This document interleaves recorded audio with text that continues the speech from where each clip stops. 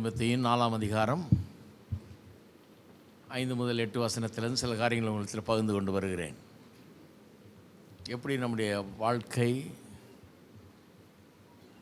தியாகம் நிறைந்ததாக, அர்ப்பணிப்பு நிறைந்ததாக இருக்க வேண்டும் என்பதை இன்றைக்கு காலை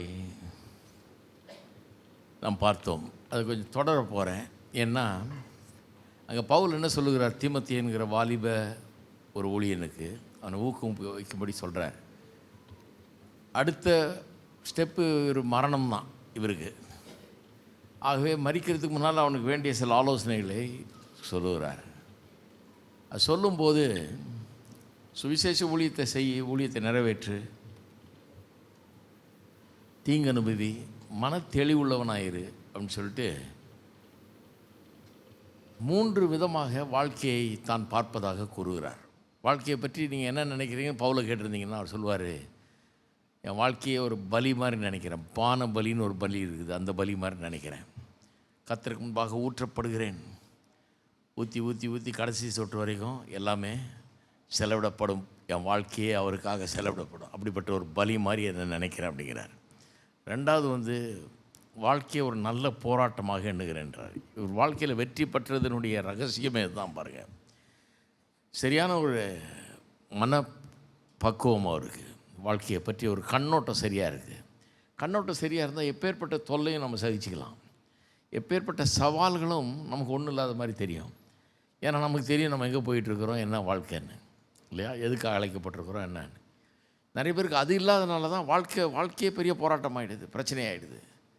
இவருக்கு அது போராட்டமாக இல்லை, நல்ல போராட்டமாக இருக்கிறது. இந்த நல்ல போராட்டம்னா என்னென்னு சொன்ன உங்களுக்கு, நாம் ஜெயிக்க போகிறோன்னு நம்மளுக்கு தெரிஞ்சால் அந்த போராட்டத்தை என்னென்னு பார்ப்போம், நல்ல போராட்டமாக பார்ப்போம். குட் ஃபைட்னு வருது இங்கிலீஷில். நாம் தோற்றுருவோமோன்னு நினச்சோம்னா அது நல்ல போராட்டம் இல்லை, போராட்டம் ஆகிடும். அது ஐயோ போராட்டமாக இருக்குங்க அப்படிமோ. ஏன்னா நம்ம ஜெயிப்போமா தோப்போமான்னு தெரியல, என்ன ஆக போகுதுன்னு தெரியல, நிச்சயம் இல்லை. வாழ்க்கையை பற்றி ஒரு சரியான கண்ணோட்டம் இல்லை. அதனால் வருகிற பிரச்சனைகள், சவால்கள் எல்லாம் ஒரு போராட்டம் போல் நமக்கு இருக்கும். அது நல்ல போராட்டமாக எப்போ மாறுது, நாம் ஜெயிக்க போகிறோம் என்கிறதை நிச்சயமாய் நாம் அறிந்திருந்தால் அது நல்ல போராட்டமாய் மாறுகிறது. கர்த்தர் உங்களை தோல்விக்காக அழைக்கவில்லை, ஜெயத்துக்காக அழைத்திருக்கிறார். பவுல் அப்போஸ்தலன் கொல்லப்பட்டார். கடைசியில் சுவிசேஷத்தை அறிவித்து கடைசியில் கொல்லப்பட்டார் பாருங்கள். ஆனால் அதுக்கு தோல்வி கிடையாது அவருக்கு. அவரை தடுத்து நிறுத்துறதுக்கு எல்லா ஊர்லேயும் பிரயாசம் பண்ணாங்க. அவர் போகிறதுக்கு முன்னாடியே லெட்டர் போயிடும் இவரை பற்றி, இந்த ஆள் வந்தாருன்னா உதச்சி அனுப்புங்க அப்படின்னு இந்த யூதர்கள் கடிதம் அனுப்பிச்சிருவாங்க தங்களுடைய ஜபாலயங்களுக்கு. இந்த ஆள் நியாயப்பிரமாணத்துக்கு விரோதமாக போதிக்கிறாராக்கும், நம்முடைய யூத முறைமைகளை வேணாம்னு சொல்கிறாராக்கும். ஆகவே இந்த ஆள் அனுமதிக்காதீங்க, வந்தால் அடித்து உதச்சி போலீஸில் பிடிச்சி கொடுத்து சிறையில் போட்டு என்னமோ அது பண்ணுங்கன்னு சொல்லி இவர் போகிறதுக்கு முன்னாடி லெட்டர் போயிடும். அந்த மாதிரி ஒரு துன்பம் அவருக்கு, போராட்டமெல்லாம் பிரச்சனை, அப்படிப்பட்ட ஒரு சூழ்நிலை. ஆனால் அதை நல்ல போராட்டமாக பார்க்கிறார். கடைசியில் எதுவுமே அவரை வீழ்த்தவில்லை. அவர் கர்த்தர் அவருக்கு என்ன வச்சுருந்தாரோ அதை செஞ்சு முடிச்சிட்டார். நீங்கள் நம்புவீங்களா, உலகம் முழுக்க சுவிசேஷத்தை அறிவிச்சிட்டார். ஆசியா முழுவதும், ஐரோப்பாவிலையும் சுவிசேஷம் பரவும்படியாக ஐரோப்பாவிலையும் கொண்டு போய் விட்டுட்டார் சுவிசேஷத்தை. ஆப்பிரிக்கா போன்ற தேசங்களுக்கும் சுவிசேஷம் போயிடுச்சு, கண்டங்களுக்கும் சுவிசேஷம் போயிடுச்சு. சுவிசேஷம் அன்றைய உலகம் முழுவதும் பரவும்படியாக ஒரு சைக்கிள் கூட இல்லாத காலத்தில் சுவிசேஷத்தை உலகம் முழுக்க அறிவித்து முடித்தார். அப்போ எப்பேற்பட்ட ஒரு சாதனை பாருங்கள். கடைசியில் அவரை கொன்னதுனால அவர் தோற்றுத்தார்னு கிடையாது. ஏன்னா நம்ம கிறிஸ்தவர்கள் சாவு அதோட கதை முடிஞ்சிருச்சுன்னு நம்ம நினைக்கிறது இல்லை. சாவு நம்மளை பொறுத்த வரைக்கும் இங்கே இருக்கிறோம், வீடு மாற்றிட்டு அங்கே போகிறோம் நாளைக்கு, அவ்வளோதான். பவுல் அப்போஸ்தலன் அதை தான் அப்படி தான் பார்க்குறாரு இல்லையா. நீங்கள் திருப்புங்க பிலிப்பியர் 1ஆம் அதிகாரத்துக்கு போங்க. அங்கே எப்படி சொல்கிறார் பாருங்கள், வாழ்க்கையை பற்றி எப்படி சொல்கிறாரு. பிலிப்பியர் 1ஆம் அதிகாரம்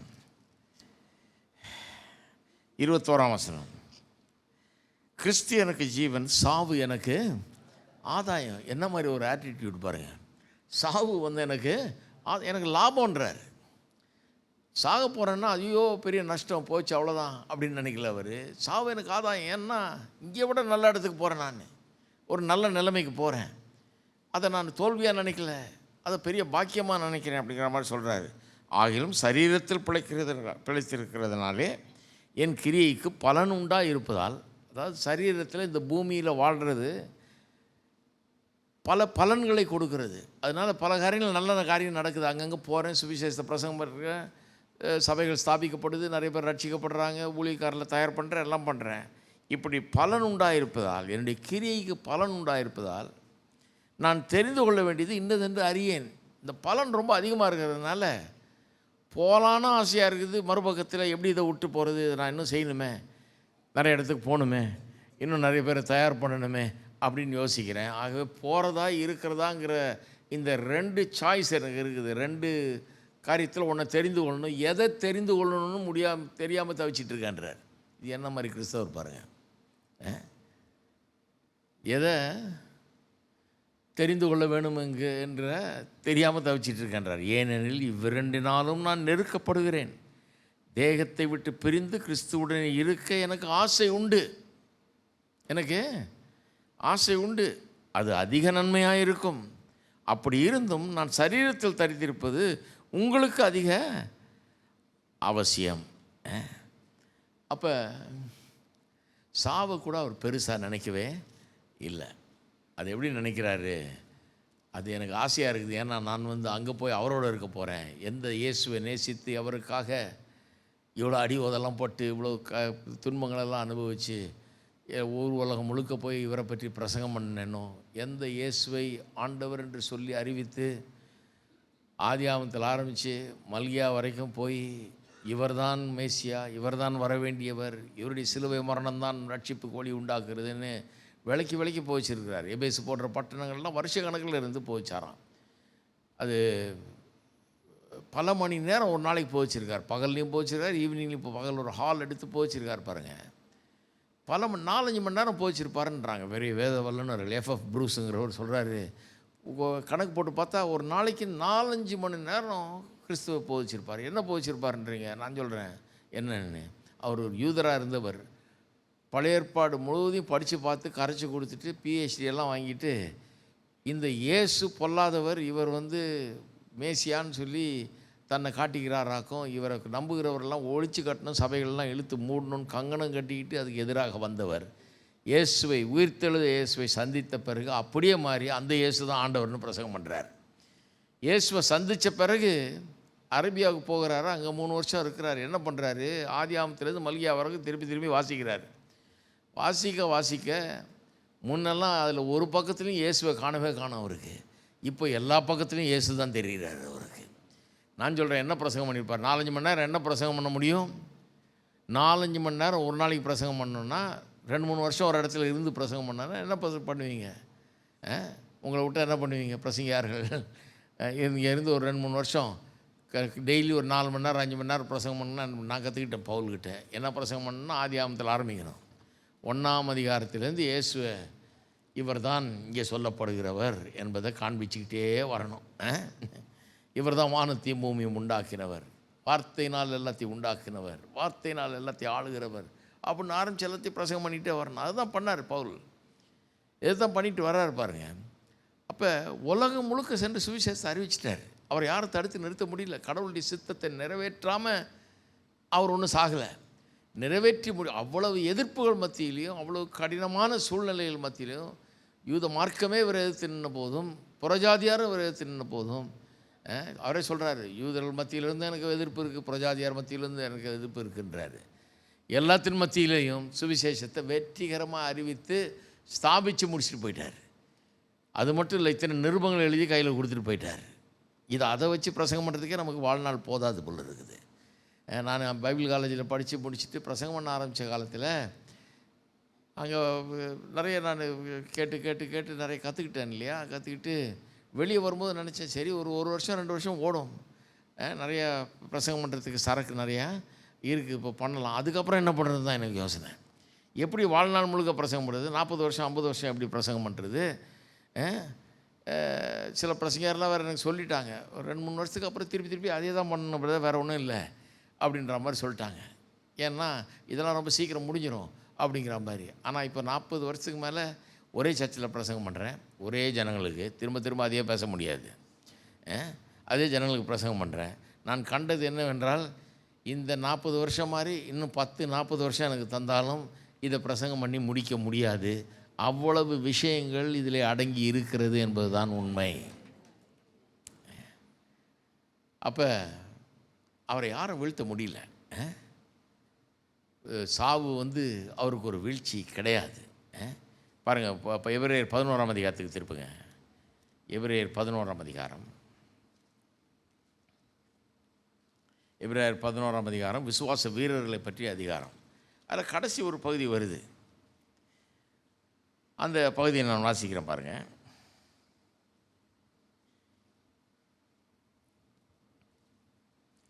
அதாவது 33லேருந்து வாசிக்கிறேன். விசுவாசத்தினாலே அவர்கள் ராஜ்யங்களை ஜெயித்தார்கள், நீதியை நடப்பித்தார்கள், வாக்குத்தத்தங்களை பெற்றார்கள், சிங்கங்களின் வாய்களை அடைத்தார்கள், அக்னியின் உக்கிரத்தை அவித்தார்கள், பட்டயக்காரருக்கு கருக்குக்கு தப்பினார்கள், பலவீனத்தில் பலன் கொண்டார்கள், யுத்தத்தில் வல்லவர்களானார்கள், அந்நியருடைய சேனைகளை முறியடித்தார்கள்.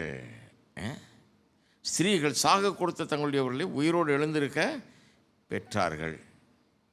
வேறு சிலர் மேன்மையான உயிர்த்தெழுதல் அடையும்படிக்கு விடுதலை பெற சம்மதியாமல் வாதிக்கப்பட்டார்கள். 2 விதமாக சொல்லி, ஒன்று பெரிய பெரிய பெரிய பிரச்சனையெல்லாம் தாண்டி வந்திருக்கிறாங்க, அக்கினியின் உக்கிரத்தையே அவிச்சிருக்காங்க, பட்டயத்துக்கு தப்பி இருக்கிறாங்க, பலவீனத்தில் பலம் கொண்டு யுத்தத்தில் வல்லவர்களாகி சேனைகளை கூட முறியடிச்சிருக்காங்க. இதெல்லாம் விசுவாச வீரர்கள் சொல்லிட்டு, ஆனால் சிலர்லாம் மேன்மையான உயிர்த்தெழுதலை அடையும்படிக்கு விடுதலை பெற சம்மதியாமல் வாதிக்கப்பட்டார்கள்.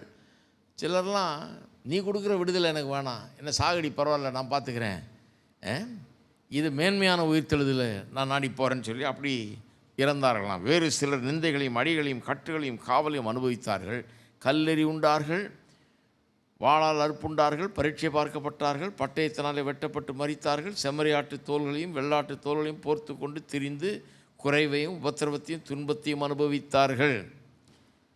உலகம் அவர்களுக்கு பாத்திரமாக இருக்கவில்லை. அவர் வனாந்தரங்களிலேயும் மலைகளிலேயும் குகைகளிலேயும் பூமியின் வெடிப்புகளிலேயும் சிதறுண்டு அலைந்தார்கள். தேவனுடைய ஊழியக்காரர்களை பற்றி சொல்லியிருக்கு. இவர்கள் எல்லாரும் விசுவாசத்தினாலே நற்சாட்சி பெற்றும் வாக்குத்தத்தம் பண்ணப்பட்டதை அடையாமற் போனார்கள். அவர்கள் நம்மை இல்லாமல் பூர்ணராகாதபடிக்கு விசேஷித்த நன்மையானதொன்றை தேவன் நமக்கென்று முன்னதாக நியமித்திருந்தார்.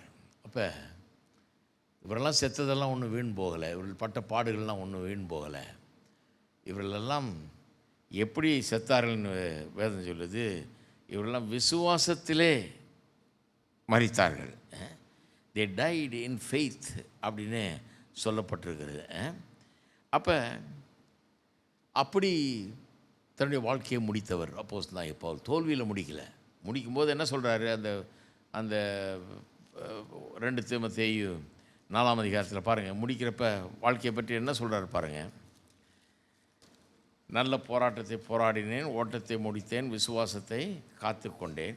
இது முதல் நீதியின் கிரீடம் எனக்காக வைக்கப்பட்டிருக்கிறது. நீதி உள்ள நியாயாதிபதியாக கர்த்தர் அந்நாளிலே அது எனக்கு தந்தருள்வார். எனக்கு மாத்திரமல்ல, அவர் பிரசன்னமாவதில் விரும்பும் யாவருக்கும் அதை தந்தருள்வார். ஒரு பெரிய ரிவார்டை, பலனை பெறும்படியாக நான் கர்த்தரை போய் பார்க்க போகிறேன் அப்படிங்கிற ஒரு நம்பிக்கையோடு அவர் சாகிறார். அவர் சாகிற நாள் ஒரு பெரிய வெற்றியின் நாளாக அவருக்கு இருக்கிறது. இது மாதிரி தான் இன்றைக்கி உலகத்தில் வெற்றிகரமாக ஊழியம் செய்தவரெல்லாம் பார்த்திங்கன்னா அந்த மாதிரி ஒரு வாழ்க்கையை அவர்கள் அனுபவித்திருக்கிறார்கள். பல இன்னல்கள் கஷ்டங்கள் மத்தியில் ஊழியம் செஞ்சுருக்காங்க.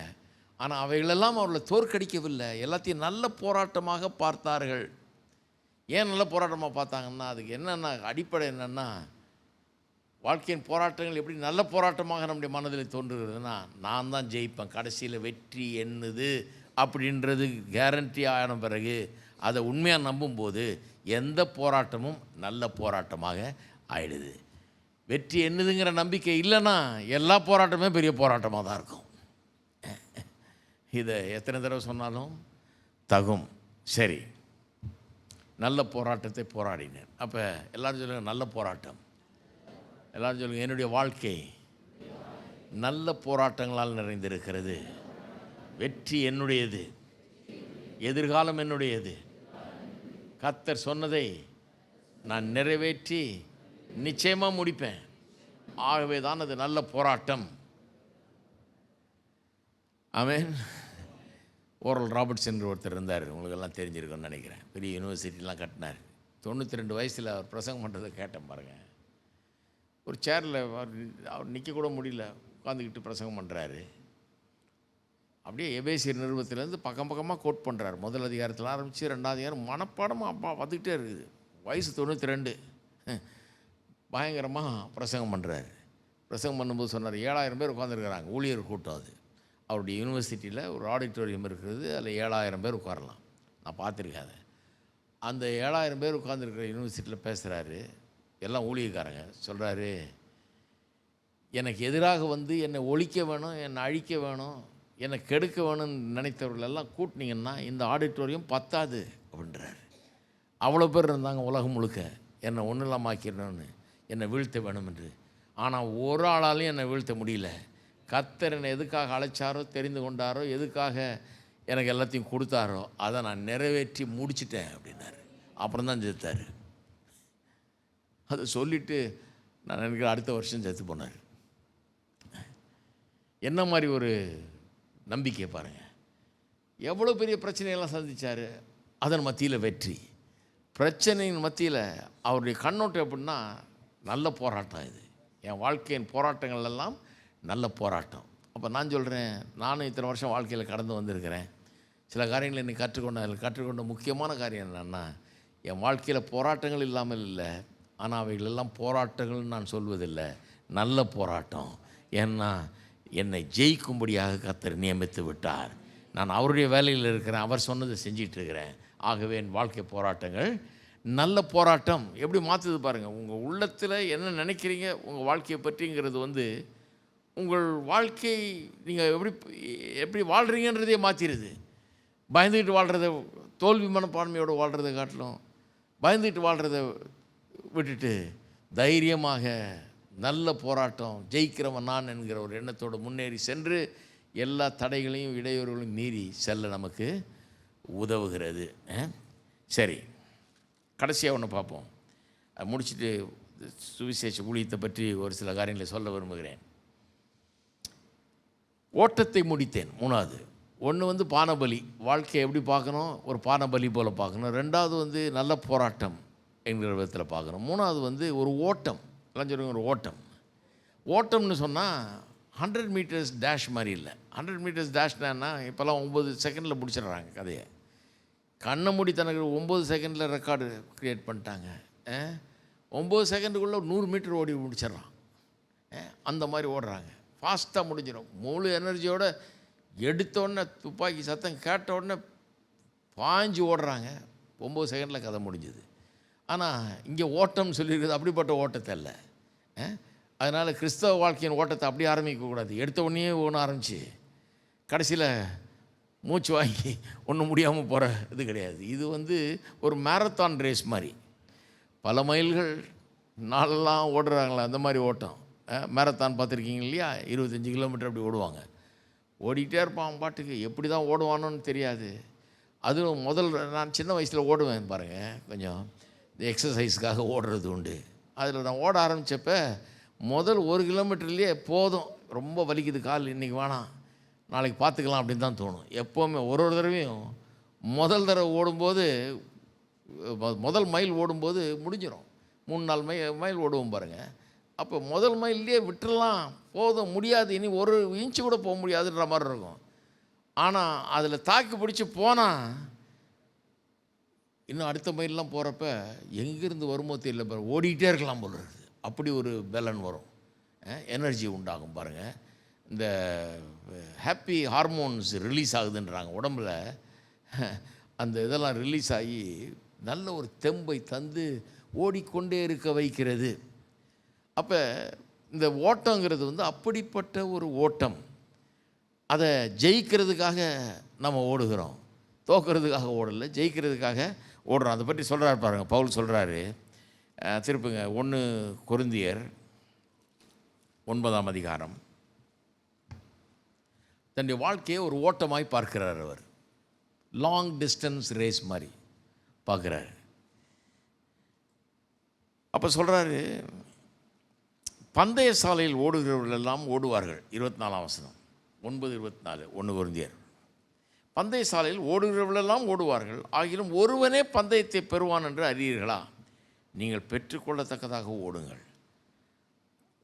நிறைய பேர் ஓடுறாங்க. ஆனால் ஒரு கிறிஸ்தவன் எப்படி ஓட வேணும்? பெற்றுக்கொள்கிறவனாக ஓட. நிறைய பேர் ஓடுறாங்க, ஆனால் ஒருவன் தான் பந்தயத்தை பெறுவான். அப்போ பெறுறவனா ஓடுங்கன்றார். எல்லோரும் மாதிரி ஓடாதீங்க. ஏதோ வாழ்க்கையை வாழ்ந்தோம், இருந்தோம், இத்தனை வருஷம் வாழ்ந்தோம், இதை பண்ணோம், அப்படி கிடையாது. எதுக்காக பிறந்தோம், எதுக்காக வாழ்ந்தோம், வாழ்க்கையை செஞ்சு முடிச்சிட்டோமா, நம்ம சாகிற நாள் தான் வரும் மகிமையான நாளாக இருக்க வேண்டும். அப்போஸ் நான் பவுலை போல நல்ல போராட்டத்தை போராடினேன், ஓட்டத்தை முடித்தேன், விசுவாசத்தை காத்து கொண்டேன்னு அந்த மாதிரி சாகணும். எனக்காக நீதியின் கிரீடம் வைக்கப்பட்டிருக்கிறது என்று அப்படி ஒரு மகிமையான விதத்தில் மறிக்கணும் ஒழிய ஐயோ ஐயோன்னு மறிக்கக்கூடாது. சாகிற அன்னைக்கு உள்ளத்தில் ஒரு பெரிய நிச்சயம், செஞ்சு முடிச்சிட்டேன், கடவுள் என்னை எதுக்காக ஏற்படுத்தினாரோ அதை செய்து முடித்து விட்டேன் என்கிற ஒரு நிச்சயத்தோடு நாம் மறிக்க வேணும். அதை தான் சொல்கிறார் பாருங்க, ஒருவனே பந்தயத்தை பெறுவான் என்று அறியீர்களா? நீங்கள் பெற்றுக்கொள்ளத்தக்கதாக ஓடுங்கள். அடுத்தது பாருங்கள், பந்தயத்துக்கு போராடுகிற யாவரும் எல்லாவற்றிலையும் இச்சையடக்கமாக இருப்பார்கள். இதை தான் முக்கியமாக கவனிக்கணும். நம்ம ஓட்டோன்னு உடனே என்ன, இது பந்தயத்தில் ஓடுறவங்கெல்லாம் ரொம்ப இச்சையடக்கமாக இருப்பாங்களாம். அப்படின்னா தங்களுடைய ஆசைகளை கட்டுப்படுத்தி கொள்ளுகிறவர்களாக இருப்பார்கள். என்ன மாதிரி ஆசைகள்? நல்லா இவ்வளோ சோத்தை போட்டு சாப்பிட்ணுன்னு இருக்குது, அதை கட்டுப்படுத்தணும் இல்லைங்களா? அதை சாப்பிட்ணும், இதை சாப்பிட்ணுன்னு வருது, பார்க்குறதெல்லாம் சாப்பிட்ணுன்னு வருது. பார்க்குறதெல்லாம் சாப்பிட்ற ஆளுகள் பார்த்துருக்கீங்களா? எனக்கு இது உரமாக தெரியும் பாருங்கள். டிவி பார்த்துட்டே இருப்பாங்க, அட்வர்டைஸ்மெண்ட் வரும், ஐஸ்கிரீம் அட்வர்டைஸ்மெண்ட் வந்தோன்னு உடனே இவங்க போய் ஃப்ரிட்ஜிலேருந்து இதெல்லாம் வாங்கி வச்சுருப்பாங்க ரெடியாக. அங்கே என்னெல்லாம் அட்வர்டைஸ்மெண்ட் வருதுன்னு பார்த்து அதெல்லாம் ஏற்கனவே ஏற்பாடு பண்ணி இப்போ தான் சொன்னால் வீட்டுக்கு கூட வந்து கொடுத்துட்றானே, வாங்கி எல்லாத்தையும் ஃப்ரிட்ஜில் அடுக்கி வச்சுருப்பாங்க. டிவி ஆன் பண்ணி உட்காந்துக்க வேண்டியது, பிஸ்கெட் காமிச்சானா அந்த பிஸ்கெட்டை போய் எடுக்க வேண்டியது. என்ன பண்ணுறதுங்க, அதை பார்த்தோன்னே அந்த ஆசை வந்து நல்லா வச்சுருக்கேன், நான் எடுத்துடுறேன். ஐஸ்கிரீமை காமிச்சோன்னா ஐஸ்கிரீமை சாப்பிடு. இப்படி சாப்பிட்டா எப்படிங்க உருப்பிட முடியுமா? அப்படியே அப்போ இச்சை அடக்கமாக. அப்போ பந்தயத்தில் ஓடுறவன் வந்து அப்படி நிர்விசாரமாக இருக்க மாட்டான். தன்னுடைய ஆரோக்கியத்தை குறித்து, உடலை குறித்து அப்படி சாதாரணமாக நினைக்க மாட்டான். ஓட போகிறோம், நம்ம ஜெயிக்கிறதுக்காக ஓடுறோம், ஓட்ட பந்தயத்தில் இருக்கிறோம், நம்ம அதற்காக பயிற்சியில் இருக்கிறோம். நம்ம அதுக்காக பாருங்கள், அந்த காலத்தில் முகமது அலிங்கிற ஒரு ஆள் பாக்ஸராக இருந்தார் இல்லையா? நீங்கள் பார்த்துருக்கீங்களா? முகமது அலி பார்த்துருக்கீங்களா? நான் ஃபாலோ பண்ணுவேன், எனக்கு ரொம்ப பிடிக்கும் அவரை. அவர் பாக்ஸராக இருந்தப்போ அவரை எப்படி ட்ரெயின் பண்ணுறாருங்கிறத ஒரு நாள் டாக்குமெண்ட்ரி பார்த்தேன். உடனே எப்படி ட்ரெயின் பண்ணுறாருன்னா, ஒரு பெரிய மலைக்காடை மலையே வாங்கி போட்டிருக்காரு சொந்தமாக. அதில் ஒரு பெரிய ஒரு இதை கட்டி, ரிசார்ட் மாதிரி கட்டி, அதில் போய் இவர் அப்புறம் ஒரு 5-6 பேர் பாக்ஸ் பண்ணுற ப்ரொஃபஷனல்ஸை சம்பளத்துக்கு வச்சுருக்காரு. அதில் ஒரு ஆள் தான் லாரி ஹோம்ஸ்னு, பின்னால் அவன் சாம்பியன் ஆகிட்டான். நல்ல பாக்ஸ் பண்ணுற ஆளுங்க, அவங்கள சம்பளத்துக்கு வச்சுக்கிட்டு இவரோட பயிற்சி சண்டைக்கு வச்சுருக்காரு. அந்த ஆளுகள் அப்புறம் ஓடுறதுக்குன்னு கொஞ்சம் பேர் காலையில் எழுந்திரிச்சு ஓடுறாங்க, காமிச்சாங்க பாருங்கள். மலையில் ஓடுறாங்க, ஒரு ஒத்தடி பாதை மாதிரி இருந்த மலையில் அதில் ஓடுறாங்க. ஒரு 6-7 மைல் ஓடுவாங்களாம். இப்படி ஓடுது, மலை மேலே ஓடுறாங்க, 6-7 மைல் ஓடுவாங்களாம். அதில் ஓடுறதுக்கு ஊக்குவிக்கிறதுக்கு, ஒரு அந்த ஓடுற பேஸை செட் பண்ணுறதுக்கு கொடுக்கறதுக்கு கூட ஆளுங்க இருக்காங்க. சரியான ஓட்டப்பந்தயக்காரனுங்க, ஓடியே பொழப்பு நடத்துகிறவன் அவன் இருக்கான், சம்பளத்துக்கு இருக்கான், ஓடுறான். அவன் கூட இவர் ஓடுறாரு. ஓடிட்டு வந்தால் ஒரு பெரிய கிச்சன், அதில் ஏராளமாக முட்டையும் கறியும் அதுவும் ரொட்டி அது இதுன்னு வச்சு சமையல் நடக்குது பாருங்க. அங்கே பெண்கள் சமைச்சிக்கிட்டு இருக்கிறாங்க. பண்ணி இவங்கெல்லாம் இந்த ஆளுகள்லாம் ஓடி ஈடி எக்ஸசைஸ் பண்ணி முடிச்சுட்டு வந்து உட்காந்து எல்லாம் பெரிய விருந்து சாப்பிட்ற மாதிரி நல்ல சரியான ஆரோக்கியமான சாப்பாடு அவர்களுக்கு கொடுக்கப்படுகிறது. அந்த பயிற்சியை கண்டு நான் அசந்து போனேன். ஒரு இடத்தையே வாங்கி போட்டு, ஒரு மலையே வாங்கி போட்டு இவர் பயிற்சி வைக்கிறதுக்காக அந்த அந்த இது பாக்ஸிங் மேட்ச்சு நடக்க போகுதுன்னா அதுக்கு 3-4 மாதத்துக்கு முன்னாடியே ஆரம்பிச்சிடுறார். பயிற்சி ஆரம்பித்து தன்னுடைய உடம்பை ரெடி பண்ணுறாரு. ரெடி பண்ணி அந்த 4 மாதத்துக்கு பிறகு அந்த மேட்ச்சுக்கு போகிறாரு. அதனால் நம்ம பார்க்குறவங்க என்ன நினச்சிக்கிறோம், சரி வீட்டில் நல்லா படுத்து தூங்கி இருந்துட்டு சாப்பிட்டுட்டு இன்றைக்கி வந்து சண்டை போட்டு ஜெயிச்சுட்டு போகிறாரு. அப்போ அந்த காலத்தில் அவர் காலத்திலே நான் சொல்கிறது 1970-80லேயே $10 மில்லியன் வாங்கினார் ஒரு சண்டைக்கு. $10 மில்லியன் பார்த்துங்களேன். இந்திய ரூபாயில் 8.5 கோடி, உங்கள் ரூபாயில் 20 கோடிக்கு போகிறோன்னு நினைக்கிறேன் வாங்குறாரு சம்பளம். நம்ம நினச்சிக்கிறோம் சும்மா வாங்கிடுறாருன்னு. கிடையாது. அதுக்குன்னு ஒரு பெரிய இச்சை அடக்கம், சாப்பாட்டில், உடற்பயிற்சியில், எல்லாத்துலேயும் ஒரு பெரிய ஒரு கட்டுப்பாடு, எல்லாத்தையும் கடைப்பிடிக்கிறார். கடைப்பிடிச்சு அதை கவனமாக செஞ்சு அப்படி பயிற்சி எடுத்து தான் கடைசியில் வாங்குறார். சரி, அவர்கள் அழிவுள்ள கிரீடத்தை பெறும்படி அப்படி செய்கிறார்கள். யார்? ஓட்டப்பந்தயத்தில் ஓடுறவன் அந்த கிரீடத்தை கொண்டு போய் வீட்டில் வச்சிங்கன்னா கொஞ்ச நாளில் நீங்கள் உங்கள் வாழ்நாள்லேயே அது கருத்து போயிடும். அது சும்மா பித்தளையிலையும் சில்வர்லேயும் செஞ்சது. அது அழிவுள்ள கிரீடத்தை பெறும்படி அப்படி செய்கிறார்கள். நாமும் அழிவில்லாத கிரீடத்தை பெறும்படி அப்படி செய்கிறோம். என்ன சொல்கிறாரு? கிறிஸ்தவ வாழ்க்கையை, உங்களுடைய அழைப்பை, ஊழியத்தை ஒரு ஓட்டம்னு நினச்சி ஓடினீங்கன்னா அதற்குரிய எல்லா இச்சை அடக்கத்தையும் நீங்கள் கடைபிடிப்பீர்கள். எல்லா விதத்துலேயும் கரெக்டாக இருக்கணுங்கிற ஒரு பெரிய முயற்சி இருக்கும், ஜாக்கிரதை இருக்கும், கவனம் இருக்கும். ஒரு பெரிய முயற்சியில் இருவங்க. கர்த்தருக்காக வாழணும், கரெக்டாக வாழணும், கண்டதையும் செய்யக்கூடாது. எப்படியும் கண்டதையும் சாப்பிடக்கூடாது, கண்டபடி தூங்கக்கூடாது, கண்டபடி செய்யக்கூடாது அப்படின்னு அவங்க நல்லா கரெக்டாக இருக்காங்களோ அதுபோல் ஸ்பிரிச்சுவல் டிசிப்ளின்ஸ், ஆவிக்குரிய கட்டுப்பாடுகள் நிறைய இருக்குது. அதெல்லாம் கடைபிடித்து கர்த்தருக்காக வாழ்கிறதுக்காக ரொம்ப பெரிய முயற்சியில் இறங்கி வாழ்க்கையில் வெற்றி பெற வேண்டும். ஏன்னா இந்த சின்ன சின்ன தப்புகளை செய்யும்போது அது என்ன பண்ணுது? வாழ்க்கையை கெடுத்து விட்டுருது, ஊழியத்தை கெடுத்து விட்டுருது, ஊழியத்தை நாசமாக்கிடுது, கடவுளுடைய அழைப்பை வீணாக்கிடுது, அது அழைப்பை குலைக்கிறது. கர்த்தர் நம்ம பக்கத்தில் இருக்கார். நம்ம எல்லாரும் பாவிகள் தான். எல்லாருக்கும் கடவுளுடைய உதவி தேவை. யாருமே பர்ஃபெக்ட் கிடையாது, யாருமே பூரணர்கள் அல்ல. அதனால் ஞாபகம் வச்சுன்னு கடவுள் நமக்கு உதவ ஆயத்தமாக இருக்கிறார். ஆனால் நம்முடைய பங்கும் அதிலே இருக்கிறது. நம்மக்கிட்ட ஒரு அர்ப்பணிப்பு வேணும். நாம் ஒரு பெரும் ஒரு பெரிய அர்ப்பணிப்போடு அவருக்காக வாழ வேண்டும். பாவத்தை விட்டு விலகணும். வேதம் சொல்லுது விலகி ஓடுன்னு இருக்குது. யோசேப்பு ஓடினான் பாருங்கள், அந்த மாதிரி ஓட சொல்லியிருக்குது. சில நேரத்தில் ஓடணும், பிடிச்சி இழுக்க ஓடணும், அப்படி ஓட சொல்லியிருக்குது. சிலர் இருக்கிறாங்க, நான் நிற்பேன் கடவுள் பார்த்துக்குவார். இல்லை கடவுள் தான் சொல்கிறார் ஓடுன்னு. ஓடினா தான் தப்பிக்க முடியும். அந்த மாதிரி சில பாவ சோதனைகள், கெட்ட காரியங்கள் நம்முடைய வாழ்க்கையில் வந்து, ஏன்னா பிசாசானவன் எப்படி தான் அழிக்கலான்னு பார்த்துட்டு இருக்கிறான். உங்களுடைய அழைப்பை கெடுத்து ஓட்டத்தை எப்படியாவது நடுவில் அபார்ட் பண்ணுறதுக்கு, நடுவில் கெடுத்து நிறுத்துறதுக்கு, கெட்டு போகிறதுக்கு, ஓட்டத்தில் வெற்றி பெறாமல் போகிறதுக்கு என்னெல்லாம் பண்ணுமோ அதை பண்ணுவான் பிசாசு. பல சோதனைகளை கொண்டாடுறான், பல விதமான இடையூறுகளை கொண்டாடுறான், கொண்டு வந்து அதில் வீழும்படியாக பல காரியங்களை கொண்டாடுறான் பாருங்கள் பிசாசு. ஆனால் கர்த்தர் பிசாசை காட்டிலும் பெரியவர், நமக்கு உதவுகிறவர் ஒவ்வொரு நாளும். அதனால தான் அவருடைய உதவி தேவை நமக்கு, அவருடைய இரக்கம் தேவை, அவருடைய தயவு தேவை, அவருடைய பலன் தேவை, அவருடைய வார்த்தை தேவை. சங்கீதக்காரன் சொல்லுகிறான், உடைய வார்த்தை எனக்குள்ளே ஒளித்து வைத்தேன், நான் பாவம் செய்யாதபடிக்கு உடைய வார்த்தை எனக்குள்ளே ஒளித்து வைத்தேன்றான். அப்போ கர்த்தருடைய வார்த்தையில் தரித்திருந்து நம்முடைய இருதயத்தை எல்லா காவலோடும் காத்துக்கொள், அது நின்று ஜீவ ஊற்று புறப்படும் என்று நீதிமொழிகள் 4:23 சொல்லுது. அப்போ இருதயம் வந்து கர்த்தருக்கு அர்ப்பணிக்கப்பட்டிருக்க வேண்டும். இருதயத்தை எல்லா காவலோடு காத்து கொள்ள வேண்டும், ஜாக்கிரதையாக இருக்கணும், வேலி அடைக்கணும் இருதயத்தை.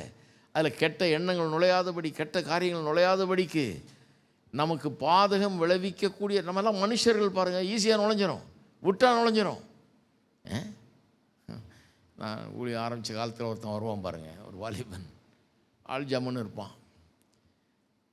ஒரு நாள் என்கிட்ட சொல்கிறான், பாஸ்டர் நான் வந்து டெய்லி 2 மணி நேரம் அந்நிய பாஷையிலேயே ஜெபம் பண்ணுறேன், அதனால் எந்த பாவமும் என்ன ஒன்றும் பண்ணாது. நான் சொன்னேன், எப்பா ஜாக்கிரதை, எந்த பாவமும் என்ன ஒன்றும் பண்ணாதுன்னு சொல்கிறவனை தான் பண்ணும் கண்டிப்பாக. ஏன்னா உனக்குள்ளே ஒரு தப்பான போலியான நம்பிக்கை உண்டாகி விடுகிறது.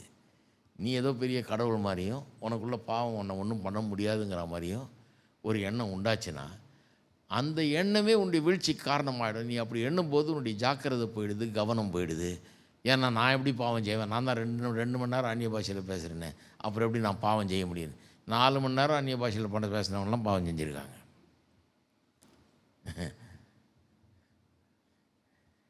ஹலோ, இருக்கிறீங்களா? அந்நிய பாஷை பேசும்போதும் ஜாக்கிரதையாக இருக்கணும், பேசி முடித்த உடனேயும் ஜாக்கிரதையாக இருக்கணும்.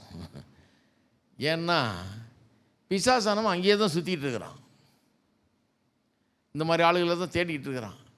யாரை விழுங்கலாமோ என்று வகை தேடி சுற்றி தெரிந்து கொண்டிருக்கிறான்னு வேதம் சொல்லுது. எப்படி யாரை வீழ்த்தலாம், எப்படி யாரை பிடிக்கலாம் அப்படின்னு தேடிட்டு இருக்கிறான். அப்போ ரொம்ப ஜாக்கிரதையாக இருக்கணும். ஏன்னா வாழ்க்கையில் ஜெயிக்கணும்னா வாழ்க்கையை ஒரு நல்ல ஓட்ட பந்தயம் மாதிரி நினைக்க வேணும். இச்சை அடக்கத்தை கடைப்பிடிக்க வேண்டும். அழிவுள்ள கிரீடத்தை பெறுறவங்களே அவ்வளவு இச்சை அடக்கத்தோடு அவ்வளவு கட்டுப்பாடோடு வாழ்கிறாங்கன்னா, அழிவில்லாத கிரீடத்தை பெறுற நாம எவ்வளவு கட்டுப்பாடோடு வாழ வேண்டும் என்று வேதம் நமக்கு போதிக்கிறது. இதெல்லாம் செய்யணும். சொல்கிறார், அதனால் நான் நிச்சயமில்லாதவனாக ஓடேன், ஆகாயத்தை அடிக்கிறவனாக சிலம்பம் பண்ணேன், மற்றவர்களுக்கு பிரசங்கம் பண்ணுகிற நான் தானே ஆகாதவனை போகாதபடிக்கு என் சரீரத்தை ஒடுக்கி கீழ்ப்படுத்துகிறேன். சரீரம் சில நேரத்தில் அது வேணும் இது வேணும்னுது சொல்கிறார். இல்லை இல்லை, என் சரீரம் சொல்கிறது இல்லை, என்னுடைய ஆவி சொல்கிறது தான் நடக்கும். அங்கே கடவுள் ஆவி ஆத்மா சரீரமாக மனுஷனை உண்டாக்கியிருக்கார் பாருங்கள். இதில் சரீரம் ராஜா மாதிரி நம்மளை ஆளக்கூடாது. எனக்கு இது வேணும் அப்படின்ன உடனே நம்ம அதை சாப்பிட போனோம்னா போச்சு, அவ்வளோதான். சரீரம் ஆளக்கூடாது. சரீரம் எனக்கு ஏன் ஆசை, இந்த ஆசை நிறைவேறணும், அந்த ஆசை நிறைவேறணும்னு டிமாண்ட் பண்ணும் சில நேரத்தில். ஏன்னா பாவத்தில் விழுந்து போன சரீரம் இல்லையா அது, அதுக்குள்ளே அந்த இதெல்லாம் இருக்குது பாருங்கள், டிமாண்ட் பண்ணும். ஆனால் நாம் வெறும் இந்த சரீரத்தால் ஆளப்படுகிறவர்கள் அல்ல, ஆவியினால் ஆளப்படுகிறவர்கள். ஆவி ஒரு ராஜா மாதிரி, நம்முடைய ஆத்மா ஒரு வேலைக்காரன் மாதிரி, நம்முடைய சரீரம் ஒரு அடிமை மாதிரி. நல்லா ஞாபகம் வச்சுங்க. ஆவி ஆத்மா சரீரம் இருக்குல்ல, ஆவி உள்ளான மனிதன் ராஜா. அந்த உள்ளான மனிதனில் பலப்பட வேண்டும். உள்ளான மனிதன் நல்ல பலவானாக இருக்கணும், ஸ்ட்ராங்காக இருக்கும்போது அந்த உள்ளான மனிதன் விரும்புகிறத செய்கிறதுக்கு தான் மனம். அதுதான் ஆத்மா. மனம் எதை செய்கிறது? சரீரம் விரும்பினதை செய்கிறது இல்லை, சரீரம் ஆள முடியாது. என்னுடைய ஆவி தேவனுடைய வார்த்தையினால் பலப்பட்டிருக்கிற உறுதியாக இருக்கிற என்னுடைய ஆவி சொல்லுகிறத தான் என் மனம் நாடுகிறது. அப்படி ஆகிடும். அப்புறம் சரீரம் ஒரு அடிமை. என் ஆவியும் என்னுடைய ஆத்மாவும் என்ன சொல்லுகிறதோ அதுக்கு அடிமை மாதிரி இருக்கிறது தான் சரீரம். அதுக்கு என் ஆவி என்ன சொல்கிறதோ ஆத்மா என்ன சொல்கிறதோ அதை செய்கிறதுக்கு தான் என்னுடைய சரீரத்தை வைக்க வேண்டிய இடத்துல வைக்கணும், மனதை வைக்க வேண்டிய இடத்துல வைக்கணும், ஆவியை வைக்க வேண்டிய இடத்துல. ஆவி அரசாள வேண்டும். உள்ளான மனிதனில் நீங்கள் பலப்பட்டிருக்க வேண்டும். மனது புதிதாகி, மனம் புதிதாகிறதுனாலே இப்பிரபஞ்சத்துக்கு ஒத்த வேஷம் தெரியாமல் தேவனுடைய நன்மையும் பிரியும் பரிபூர்ண சித்தம் என்னதென்று பகுத்தறியத்தக்கதாக மனம் புதிதாகிறதுனாலே மறுரூபம் ஆகுங்கள். அப்போ ஆவியில் உள்ளான மனுஷனில் பலப்படணும், மனம் புதிதாகணும். சரீரம் இப்படி இவர் சொல்கிறது போல் சரீரத்தை ஒடுக்கி கீழ்ப்படுத்துகிறேன்றது அப்படிப்பட்ட விதத்தில் சரீரத்தை கட்டுப்பாட்டுக்குள்ளே வைத்திருக்க வேணும். அப்போ தான் வாழ்க்கையில் வெற்றி பெற முடியும். எத்தனை பேர் உங்களுடைய வாழ்க்கையை ஒரு ஓட்டமாக நினைக்கிறீர்கள்? நிறைய பேர் ஓட்டத்தை முடிக்கிறதில்லை. ஆரம்பிப்பாங்க, நடுவழியில் நிறுத்திடுவாங்க. கொஞ்சம் தூரம் ஓடினோடனே போதுன்னு இருக்கும், நின்று போயிடுவாங்க. அந்த ஓடுறவங்களை கேளுங்க, அந்த போதுன்ற இதை தாண்டி ஓடும்போது அவங்களுக்கு உண்டாகிற எங்கேருந்தோ வருகிற ஒரு பலன் அது எல்லாம் அனுபவிச்சிருப்பாங்க. ஓடுறவங்க அத்தனை பேரும் வெறும் ஜாகிங் பண்ணுறவங்களை கேட்டிங்கனாலும் சொல்லுவாங்க, அனுபவிச்சிருப்பாங்க. அவங்க சொல்லுவாங்க, அது இனம் புரியாத ஒரு மகிழ்ச்சி, ஹாப்பி ஹார்மோன்ஸ் எல்லாம் அப்படியே ரிலீஸ் ஆகுதான் சரீரத்தில். ஒரு புதிய பலன் எங்கேருந்தோ ஓடிக்கிட்டே இருக்கலாம் போல் இருக்கும், அப்படிப்பட்ட ஒரு இது வரும். அதை அவர்கள் அனுபவித்ததே கிடையாது. ஏன்னா சரீரம் போதும் போதும்னு நிறுத்திடுறாங்க, அவ்வளோதான். நடுவில் கெட்டு போயிடும். ஊழியம் செய்கிறவர்கள் நிறைய பேர் இப்படி நடுவில் நிறுத்திடுறாங்க. நான் சொல்கிறேன், கடைசி வரைக்கும் போகணும், ஓட்டத்தை முடிக்க வேண்டும். எத்தனை பேர் சொல்லுவீங்க முடிப்பீங்கன்னு? கர்த்தருக்காக வாழுகிற அத்தனை பேரும் நீங்கள் ஓட்டத்தை முடிக்க வேண்டும். ஆரம்பிச்சிட்டிங்க, முடிக்கணும். ஆரம்பித்தா பத்தாது, அதை முடிக்கணும். வெற்றிகரமாக அதை ஓட வேணும். அதுக்குரிய இச்சை அடக்கம், அதற்குரிய எல்லா காரியங்களையும் நாம் பெருசாக நினைக்க வேண்டும். அதுக்கு தான் கிறிஸ்தவ போதனைகள், அதுக்கு தான் வேத வசனம் இருக்கிறது.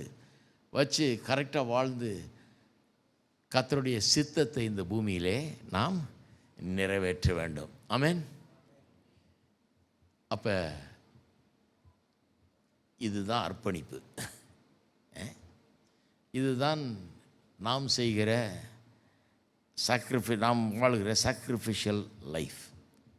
சாக்ரிஃபிஷியல் லைஃப்னால் நான் கேட்ட வரைக்கும், நான் வளர்ந்து வந்த காலத்தில், நான் அதை விட்டு நாக்கும், இதை விட்டு நாக்கும், இந்த வேலையை விட்டு வந்த நாக்கும், நான் இந்த அந்தஸ்தை விட்டு வந்த நாக்கும், நான் இவ்வளோ பெரிய குளத்தில் கோத்திரத்துலேருந்து வந்த நாக்கும் அப்படின்னு ஜனங்க அதே தான் யோசிச்சுட்டு இருக்காங்க. அவங்க எல்லாத்தையும் விட்டாங்க, வந்தாங்க, அவங்க எல்லாத்தையும் விட்டுட்டு வந்து எல்லாத்தையும் திறந்து கடைசியில் ஊழியம் செஞ்சாங்க அப்படிங்கிறது தான் சொல்கிறாங்க.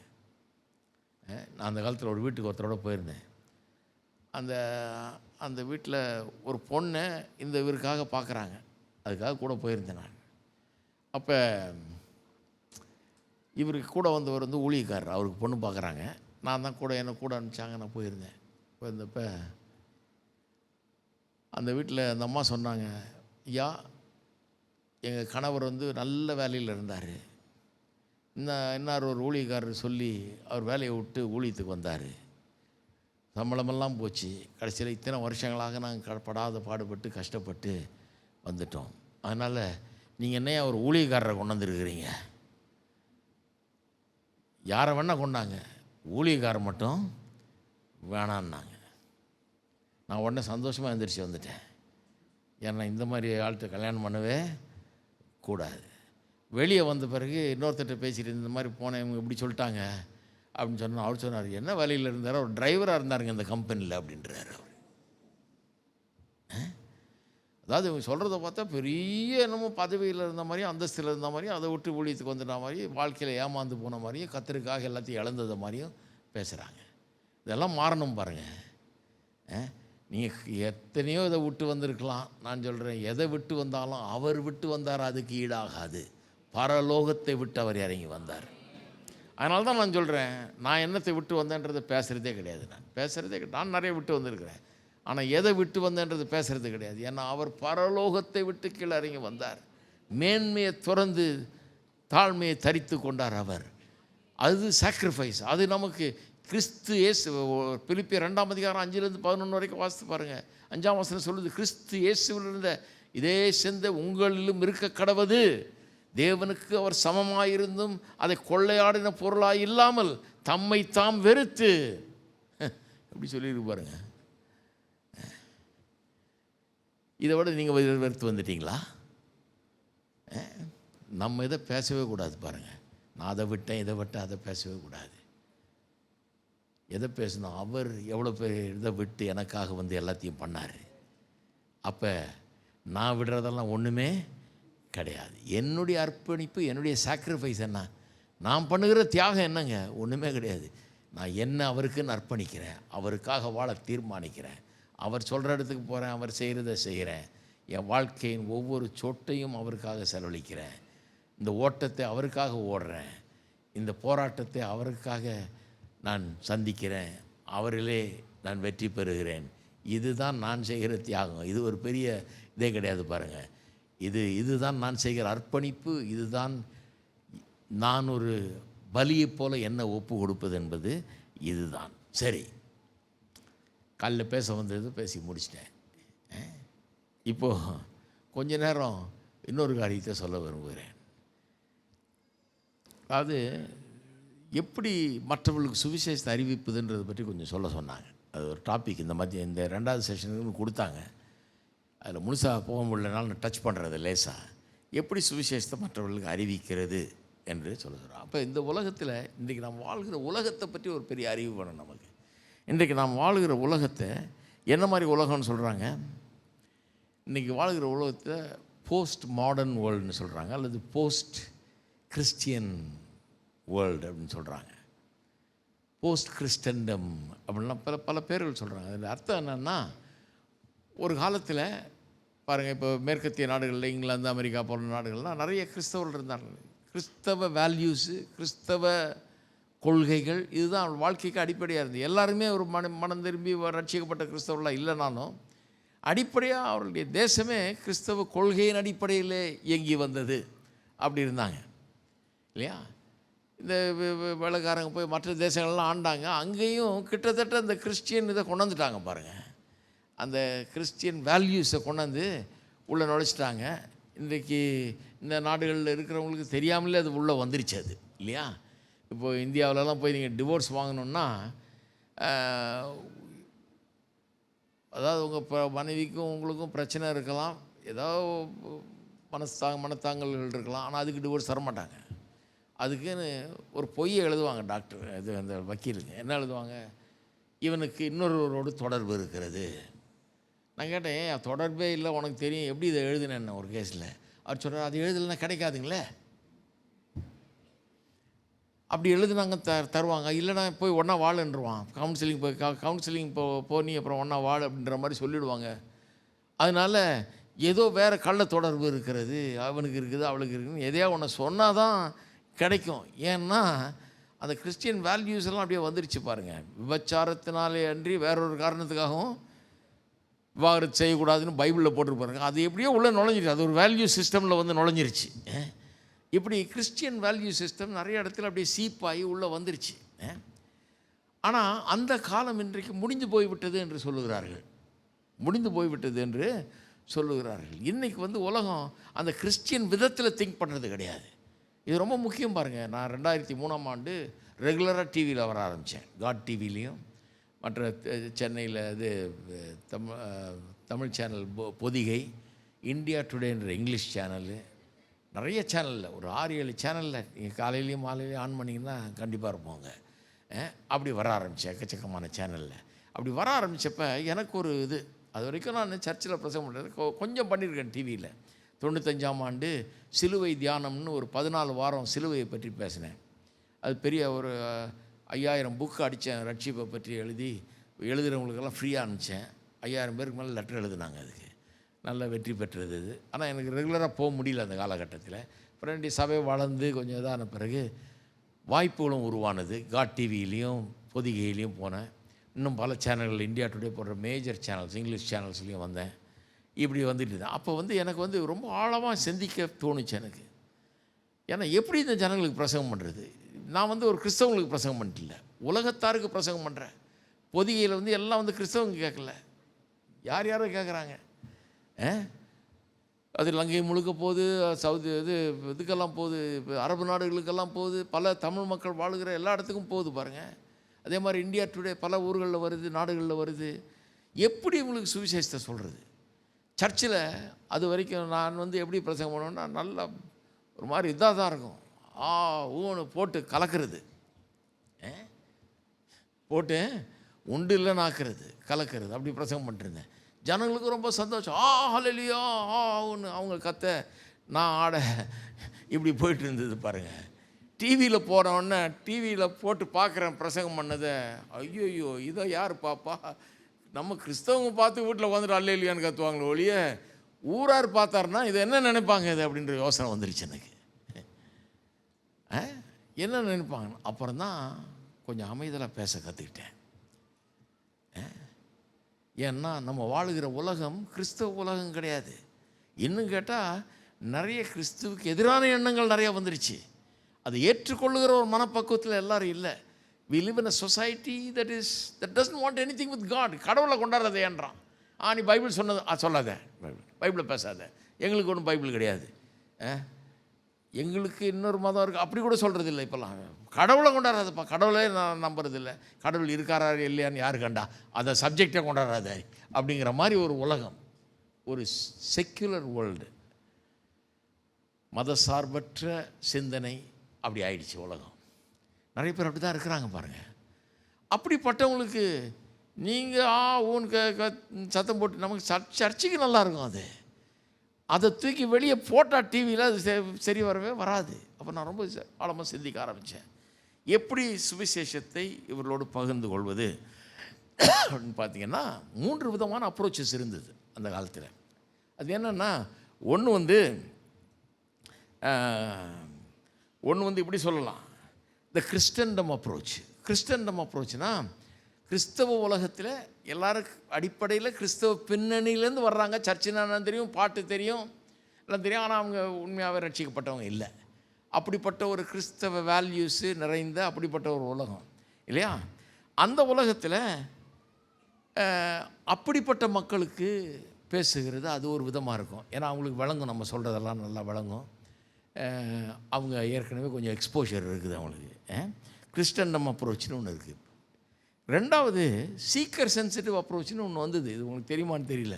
கொஞ்சம் காலத்துக்கு முன்னால் இது ரொம்ப பிரபலமானது. பெரிய பெரிய சபைகள் அமெரிக்காவிலலாம் சீக்கர் சென்சிட்டிவ் சர்ச்சஸ் ஆச்சு. அது எப்படின்னா, சீக்கர்னால் கர்த்தரை தேடுகிறவர்கள் வர்ற இடம் சபை, அப்படி பார்க்க ஆரம்பிச்சிட்டாங்க.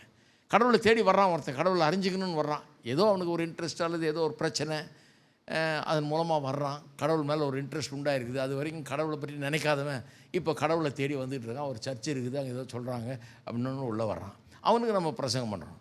அவனுக்கு பிரசங்கம் பண்ணும்போது நம்ம கோட்டு டையெல்லாம் போட்டுக்கிட்டு இப்படி பிரசங்கம் பண்ணால் அது எடுபடாது. பெரிய பைபிளெல்லாம் வச்சுக்கிட்டு ஆய்வுன்னு பைபிளை விளக்கி போதிச்சா அதெல்லாம் ஒன்றும் எடுபடாது. அதனால எல்லா பிரசையாரும் ஜீன்ஸை மாட்டினாங்க.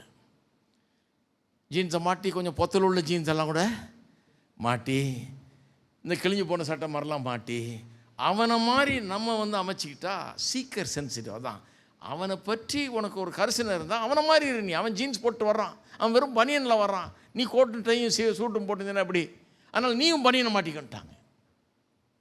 நீயும் பனியனை மாட்டிக்க, நீயும் ஜீன்ஸை மாட்டிக்கிட்டு அவனை மாதிரியே இரு, அப்போ தான் அவன் ஏற்றுக்கொள்ளுவான் அப்படிங்கிற ஒரு எண்ணம். அதாவது அவர்களுடைய நிலைமையும் அவர்களுடைய தேவை எல்லாத்தையும் புரிந்து கொண்டேன்றதை நம்ம காட்டணும். ஏதாவது ஒரு விதத்தில் உன்னை எனக்கு புரியுதுப்பா, நானும் உன்ன மாதிரி தான், வா நான் பேசுகிறேன் உனக்கு அப்படின்னு காமிக்கிறதுக்கு இதெல்லாம் ரொம்ப அவசியம் அப்படின்னு சொல்லி அதை அப்படி பண்ணாங்க. அது ரெண்டாவது அப்ரோச். அது ரொம்ப பிரபலமாச்சு. சில சபைகள் அப்படி, அதாவது சபையில் எப்படி சேர் போட்டு உட்கார்றதை விட்டுட்டு ஹோட்டலில் டேபிள் போட்டிருப்பாங்க பாருங்கள், அந்த மாதிரி வச்சுட்டாங்க. அவங்கவுங்க அப்படி 4-5 பேராக டேபிளாக உட்கார வேண்டியது. கொஞ்சம் நேரம் ஒரு பாட்டு நடக்கும், அங்கே ஒருத்தன் கிட்டார் வச்சுக்கிட்டு கொஞ்சம் நேரம் பாடுவாங்க. எல்லாம் ஜீன்ஸு பனியனை போட்டுக்கிட்டு அப்படி தான் இருப்பாங்க. அப்புறம் லைட்டாக ஒரு பிரசங்கம். ஒன்றும் பைபிளில் ரொம்ப ஆழமாலாம் போகிறதில்ல, ரொம்ப பைபிளெல்லாம் தூக்கி வச்சுக்கிட்டு அப்படி இப்படின்னு ரொம்ப விளக்கி இப்போ நம்ம பிரசங்கம் பண்ண அந்த மாதிரிலாம் பண்ணுறதில்ல. ரொம்ப லைட்டாக அப்ரோச்சு, அப்படியே வாழ்க்கை பிரச்சனைகளை பற்றி பேசி அப்படியே ஆண்டவரை பற்றி சொல்கிறது. அதில் நிறைய பேர் அதை பிரயோஜனம் உள்ளதாக நினச்சாங்க. ஆனால் நிறைய பேருக்கு அது பிடிக்கல, அந்த அப்ரோச் பிடிக்கல பாருங்கள். அந்த அப்ரோச் பிடிக்காமல் இது என்ன மனுஷனை பிரியப்படுத்துகிறதா இருக்குது அப்படின்னு சொல்லிட்டு சத்தியமாக சொல்லிவிடுவோம் நம்ம பேசாமல் அப்படின்னு சொல்லிட்டு அந்த அப்ரோச்சில் போவோம்னு சொல்லி, அது just tell the truth approach அப்படின்னு பேர். அதுக்கு பேசாமல் சத்தியத்தை சொல்லுப்பா, நீ சட்டையை மாற்ற வேணாம், அதை மாற்ற வேணாம், நீ பேசாமல் எந்திரிச்சின்னு சத்தியம் வேலை செய்யும். நீ சத்தியத்தை சொன்னீங்கன்னா ஆவியானவர் வேலை செய்ய போகிறாரு, அவ்வளோதானே. நீ எதுக்கு போய் அதையும் மாற்றிக்கிட்டு இருக்கிற அப்படிங்கிற ஒரு அப்ரோச்சில் போனாங்க. அப்போ இந்த சீக்கர் சென்சிட்டிவ்ங்கிறது கொஞ்சம் ஜனங்களுக்கு ஏற்ற மாதிரி, அவங்க பிரச்சனைகளை உணர்ந்த மாதிரி பேசி அவங்கள மாதிரியே இருந்து அப்படி போகிறது. ஆனால் அதுக்கு எதிரான அப்ரோச் இது. நைஸாக சொல்லி எல்லாம் பிரயோஜனம் கிடையாது, ஸ்ட்ரைட்டாக சொல்லிவிடு சத்தியத்தை, உண்டு இல்லைன்னு பேசாமல் அடித்து பேசிடு அப்படிங்கிறது அடுத்த அப்ரோச். இப்படி இதுதான். இது மாதிரி 3 மெத்தட் இருந்தது பாருங்கள். ஒன்று வெறும் கிறிஸ்தவ சபையில் பேசுகிற மாதிரியே பேசு. ரெண்டாவது சீக்கர் சென்சிட்டிவ், கடவுளை தேடுறவன் வந்திருக்கான், அவனுக்கு ஒன்றும் புரியாது, நீ அவனுக்கு ரொம்ப லைட்டாக ஜீன்ஸை மாட்டிக்கிட்டு அப்படி பேசு. மூணாவது பேசாமல் சத்தியத்தை பேசுப்பா, பைபிள் எடுத்து க்ளீனாக போதிச்சிரு, வேறு ஒன்றத்தை பற்றி கவலைப்படாத, ஆவியானவர் பார்த்துக்குவார் அப்படின்ற அப்ரோச். அப்போ எது ரைட்டு? வேத வசனம் என்ன சொல்லுதுன்னு கொஞ்சம் பார்ப்போம். ஒரு நிமிஷம் திருப்பம் பாருங்கள். ஊழியக்காரர்களுக்கெல்லாம் இது ரொம்ப பிரயோஜனமாக இருக்கும்னு நம்புகிறேன் நான். 1 கொரிந்தியர் 2ஆம் அதிகாரம். 1 கொரிந்தியர் 2ஆம் அதிகாரம். இதை ரொம்ப சிந்தித்து பார்த்து நான் கண்டுபிடிச்ச ஒரு காரியம். சுவிசேஷத்தை எப்படி மக்களுக்கு சொல்கிறது, இந்த சுவிசேஷத்தை அறியாதவர்கள்ட்ட எப்படி பேசுகிறது, இதெல்லாம் எனக்கு ரொம்ப விளங்க ஆரம்பிச்சு. நான் படிக்கிற காலத்திலே பைபிள் காலேஜில் எங்களுக்கு பிரசங்க கலையை போதிச்ச ஒருத்தர் இருந்தார். நான் பிரசங்கம் பண்ண சொன்னால் அப்போ இப்படி தான் பிரசங்கம் பண்ணுவேன். அவர் சொன்னார், நான் ஒரு தடவை பிரசங்கம் லேப் மாதிரி வைப்பாங்க, அதை வீடியோலாம் பண்ணுவாங்க, பண்ணி கிரிட்டிக் பண்ணுவாங்க. நான் பிரசங்கம் பண்ணணும்னு சொன்னார், சாம் இப்படின்னு காட்டுற கையை உதப்பேன்ற மாதிரி இருக்குது, இப்படின்ற குத்திடுவேன்ற மாதிரி இருக்குது, அதெல்லாம் பண்ணாதப்பா, எப்படி காட்டு கையை, இப்படி காட்டு, இப்படின்னு அதை எப்படின்னு பாரு, எனக்கு வழங்கலை. என்னடா இது, பிரசங்கம் பண்ணுறோம், மரியாதையாக சொல்கிறேன் கேளுன்னு பிரசங்கம் பண்ணணும் நம்ம, இவர் என்ன இப்படி சொல்கிறாரு. ஏன்னா நான் நல்ல பெந்தகோஸ்து பேக்ரவுண்ட்லேருந்து வந்தவன் பாருங்கள், இப்படின்னா தான் எங்களுக்கு உரைக்குது நல்லா. ஸோ அதனால் பேசாமல் அப்படி தான் போகணும், இவர் என்ன இப்படி சொல்கிறாருன்னு யோசிப்பேன் நான். அப்புறம் அதை பற்றி ரொம்ப நான் கவலைப்படலை பாருங்கள். ஆனால் பிற்காலத்தில் இதை யோசிக்க வேண்டியதாக போயிடுச்சு. ஏன்னா டிவியில் வந்துட்டு இப்படி இப்படின்னா என்ன அர்த்தம், எல்லாரையும் அடிப்பேன்ற மாதிரி இருக்குது. கொஞ்சம் நானே மாற வேண்டியது ஆயிடுச்சு. அப்போ வேத வசனத்தை வாசித்து என்ன மாதிரி அப்ரோச்சை பைபிள் போதிக்குது, பவுல் எப்படி பண்ணார், பேதுரு எப்படி பண்ணாருன்னு பார்க்க ஆரம்பித்தேன். 1 கொரிந்தியர் 2ஆம் அதிகாரம் பாருங்கள், 1ஆம் வசனத்திலிருந்து வாசிக்கிறேன். சகோதரரே, நான் உங்களிடத்தில் வந்தபோது தேவனை பற்றிய சாட்சியை சிறந்த வசனிப்போடாவது ஞானத்தோடாவது அறிவிக்கிறவனாக வரவில்லை. அதாவது பெரிய வசனிப்போடு ஞானத்தோடு அறிவிக்கிறவனாக வரல அப்படிங்கிறாரு. இயேசு கிறிஸ்துவை சிலுவையில் அறையப்பட்ட அவரையே அன்றி வேறொன்றையும் உங்களுக்குள்ளே அறியாதிருக்க தீர்மானித்திருந்தேன். ஆனாலும் நான் பலவீனத்தோடும் பயத்தோடும் மிகுந்த நடுக்கத்தோடும் உங்களிடத்தில் இருந்தேன். விசுவாசம் மனுஷருடைய ஞானத்தில் அல்ல தேவனுடைய பலத்தில் இருக்கும்படி என் பேச்சும் என் பிரசங்கமும் மனுஷ ஞானத்திற்குரிய நயவசனம் உள்ளதாய் இராமல் ஆவியினாலும் பலத்தினாலும் உறுதிப்படுத்தப்பட்டதாய் இருந்தது அப்படின்னு சொல்கிறார். இதை வாசித்த உடனே என்ன தோணுது, அப்போ இந்த நயவசனிப்பு, மனுஷ ஞானத்துக்குரிய பிரசங்கம், நயவசனம் உள்ளதாக இராமல் அப்படின்லாம் சொல்லப்பட்டிருக்குது இல்லையா, மனுஷர் ஞானத்தின்படி வராமல் அப்படின்லாம் சொல்லியிருக்கு இல்லையா. அப்போ என்ன நினைக்க தோணுது, அப்போ அவர் ஜனங்களுடைய கல்ச்சரை பற்றியோ அதை பற்றியோ அவன் சீக்கராக அவன் விசுவாசி அதை பற்றிலாம் கவலைப்படலை அப்படிங்கிற மாதிரி தோணுது. அவர் பெரிய ஞானமுள்ள வார்த்தைகளை பயன்படுத்தி ரொம்ப வசனிப்பு, அதாவது அவனை கவர்ந்து இழுக்க வேணுன்ற அந்த முயற்சியெல்லாம் இல்லாமல் ஒரு நல்ல ஆர்கியூமெண்ட்டோட பிரசங்கம் பண்ணணும், நல்ல பாயிண்ட்டை கரெக்டாக பேசணும், தெளிவாக பேசணுங்கிற அந்த முயற்சியெல்லாம் இல்லாமல் அவர் வேறு எப்படியோ பேசின மாதிரி நமக்கு தோணுது. அப்போ பிரசங்கத்தில் எந்த ஆர்கியூமெண்ட்டும் இருக்கக்கூடாது, நயவசனிப்பு இருக்கக்கூடாது, மனுஷர் ஞானம் இருக்கக்கூடாது, ரொம்ப அறிவோடு பிரசங்கம் பண்ணக்கூடாது, இப்படியெல்லாம் சொன்ன காலம் உண்டு. நான் கேட்டிருக்கேன். ஒரு ஆள் நல்ல பிரசங்கம் பண்ணிட்டாருன்னு சொல்லுவாங்க, அறிவு பேசுது, ஆனால் நாங்கள் பேசும்போது ஆவி பேசுதுன்னு ஒருத்தர். இது வெறும் அறிவு பேசுது, ஆனால் நாங்கள் பேசும்போது ஆவி பேசு. நான் கூட யோசிப்பேன், சரி பாவம் இவர் மனுஷ ஞானத்தில் பேசுகிறார் போல இருக்குது, அவர் தேவனுடைய ஆவியில் பேசுகிறார் போல இருக்குது. எனக்கு என்னென்ன விளங்கலை, என்ன புரிஞ்சுக்கிறது இதுலேருந்து ஒன்றும் விளங்கலை பாருங்கள். பவுல் என்ன சொல்கிறாரு, ஞானம் இல்லாமல் பேசலான்றாரா, ஞானமே வேண்டியதில்லைன்றாரா, வசனிப்பு சரியாக இருக்க வேண்டியதில்லை, வேர்ட்ஸ் எல்லாம் கரெக்டாக இருக்க வேண்டியதில்லை, ஆர்கியூமெண்ட்ஸை சரியாக ப்ரெசென்ட் பண்ண வேண்டியதில்லை, பாயிண்ட்டை கரெக்டாக வேலைக்கு சொல்ல வேண்டியதில்லை அப்படின்றாரா, அதெல்லாம் முக்கியமே இல்லைங்கிறாரா, வெறும் ஆவியில் நிறைஞ்சிருந்து எனக்கு பேசினா போதும் அப்படிங்கிறாரா, என்ன சொல்ல வர்றார் பவுல்? இங்கே அப்படி சொல்கிற மாதிரி தெரியுது, அதெல்லாம் முக்கியம் இல்லைன்னு சொல்கிற மாதிரி தெரியுது. ஆனால் 2 கொரிந்தியர் 5ஆம் அதிகாரத்துக்கு திரும்புங்க, அங்கே போனீங்கன்னா இது முக்கியம்னு சொல்கிற மாதிரி தெரியுது. ஆப்போசிட்டாக சொல்கிறாரு. 2 கொரிந்தியர் 5ஆம் அதிகாரம் நல்லா கவனிங்க. இது நான் உண்மையாகவே கற்றுக்கொண்டு பயனடைந்தது உங்களுக்கு சொல்கிறேன், உங்களுக்கு பிரயோஜனமாக இருக்கும்னு நம்புகிறேன். 2 கொரிந்தியர் 5:11 பாருங்கள். ஆகையால் கர்த்தருக்கு பயப்படத்தக்கது என்று அறிந்து மனுஷருக்கு புத்தி சொல்லுகிறோம், தேவன் முன்பாக வெளியரங்கமாக இருக்கிறோம், உங்கள் மனசாட்சிக்கும் வெளியரங்கமாக இருக்கிறோம் என்று நம்புகிறேன். இங்கே பாருங்கள், கர்த்தருக்கு பயப்படத்தக்கது என்று அறிந்து மனுஷருக்கு புத்தி சொல்லுகிறோம் என்றார் இல்லையா. இங்கிலீஷில் வாசித்து பார்த்தீங்கன்னா வி பெர்சுவேட் மென் அப்படின்னு வருது. பெர்சுவேட்னா நல்ல விளக்கி சொல்லி இதுதான் உண்மை, இதுதான் சத்தியம் என்று அவங்கள உணர்த்தி கன்வின்ஸ் பண்ணி நம்ம வைக்கிறதுக்கு முயற்சி எடுக்கிறோமுங்கிறார். அப்போ ஞானம் தேவையில்லை, நல்ல ஒரு வசனிப்பு தேவையில்லை, அவங்கள கன்வின்ஸ் பண்ணணுங்கிற அவசியம் தேவையில்லைன்றதெல்லாம் தப்பு. ஏன்னா பவுல் அப்போஸ்தலன் நல்லா படித்தவர், அறிவுள்ளவர், வேத வசனத்தை நல்லா கற்று ஆராய்ஞ்சவர். அவர் சொல்கிறாரு, நாங்கள் வி பெர்சுவேட் மென் அப்படின்னா அவர்களோட சம்பாஷித்து காரண காரியங்களை சொல்லி விளக்கி சொல்லி, அது இல்லைப்பா அப்படி இல்லைப்பா இது இப்படி தான் அப்படின்னு சொல்லி விளக்கி அவர்களை பெர்சுவேட் பண்ணுறதுன்னா அது சரியில்லைங்க இதுதான் சரி அப்படின்னு எல்லா நியாயங்களையும் சொல்லி எடுத்து காட்டுறது தான் பெர்சுவேஷன் என்று பெயர் அதுக்கு. 2 கொரிந்தியர் 10ஆம் அதிகாரம் பாருங்கள். அதே 10ஆம் அதிகாரத்தில் பாருங்கள். 10ஆம் அதிகாரத்தில் 5ஆம் வசனம். அவைகளால் நாங்கள் தர்க்கங்களையும், எல்லாம் சொல்லுங்கள், தர்க்கங்களையும், எல்லாம் சொல்லுங்க பார்ப்போம், தர்க்கங்களையும். இங்கிலீஷில் என்ன வார்த்தை வருது தெரியுமா? ஆர்கியூமெண்ட்ஸ்.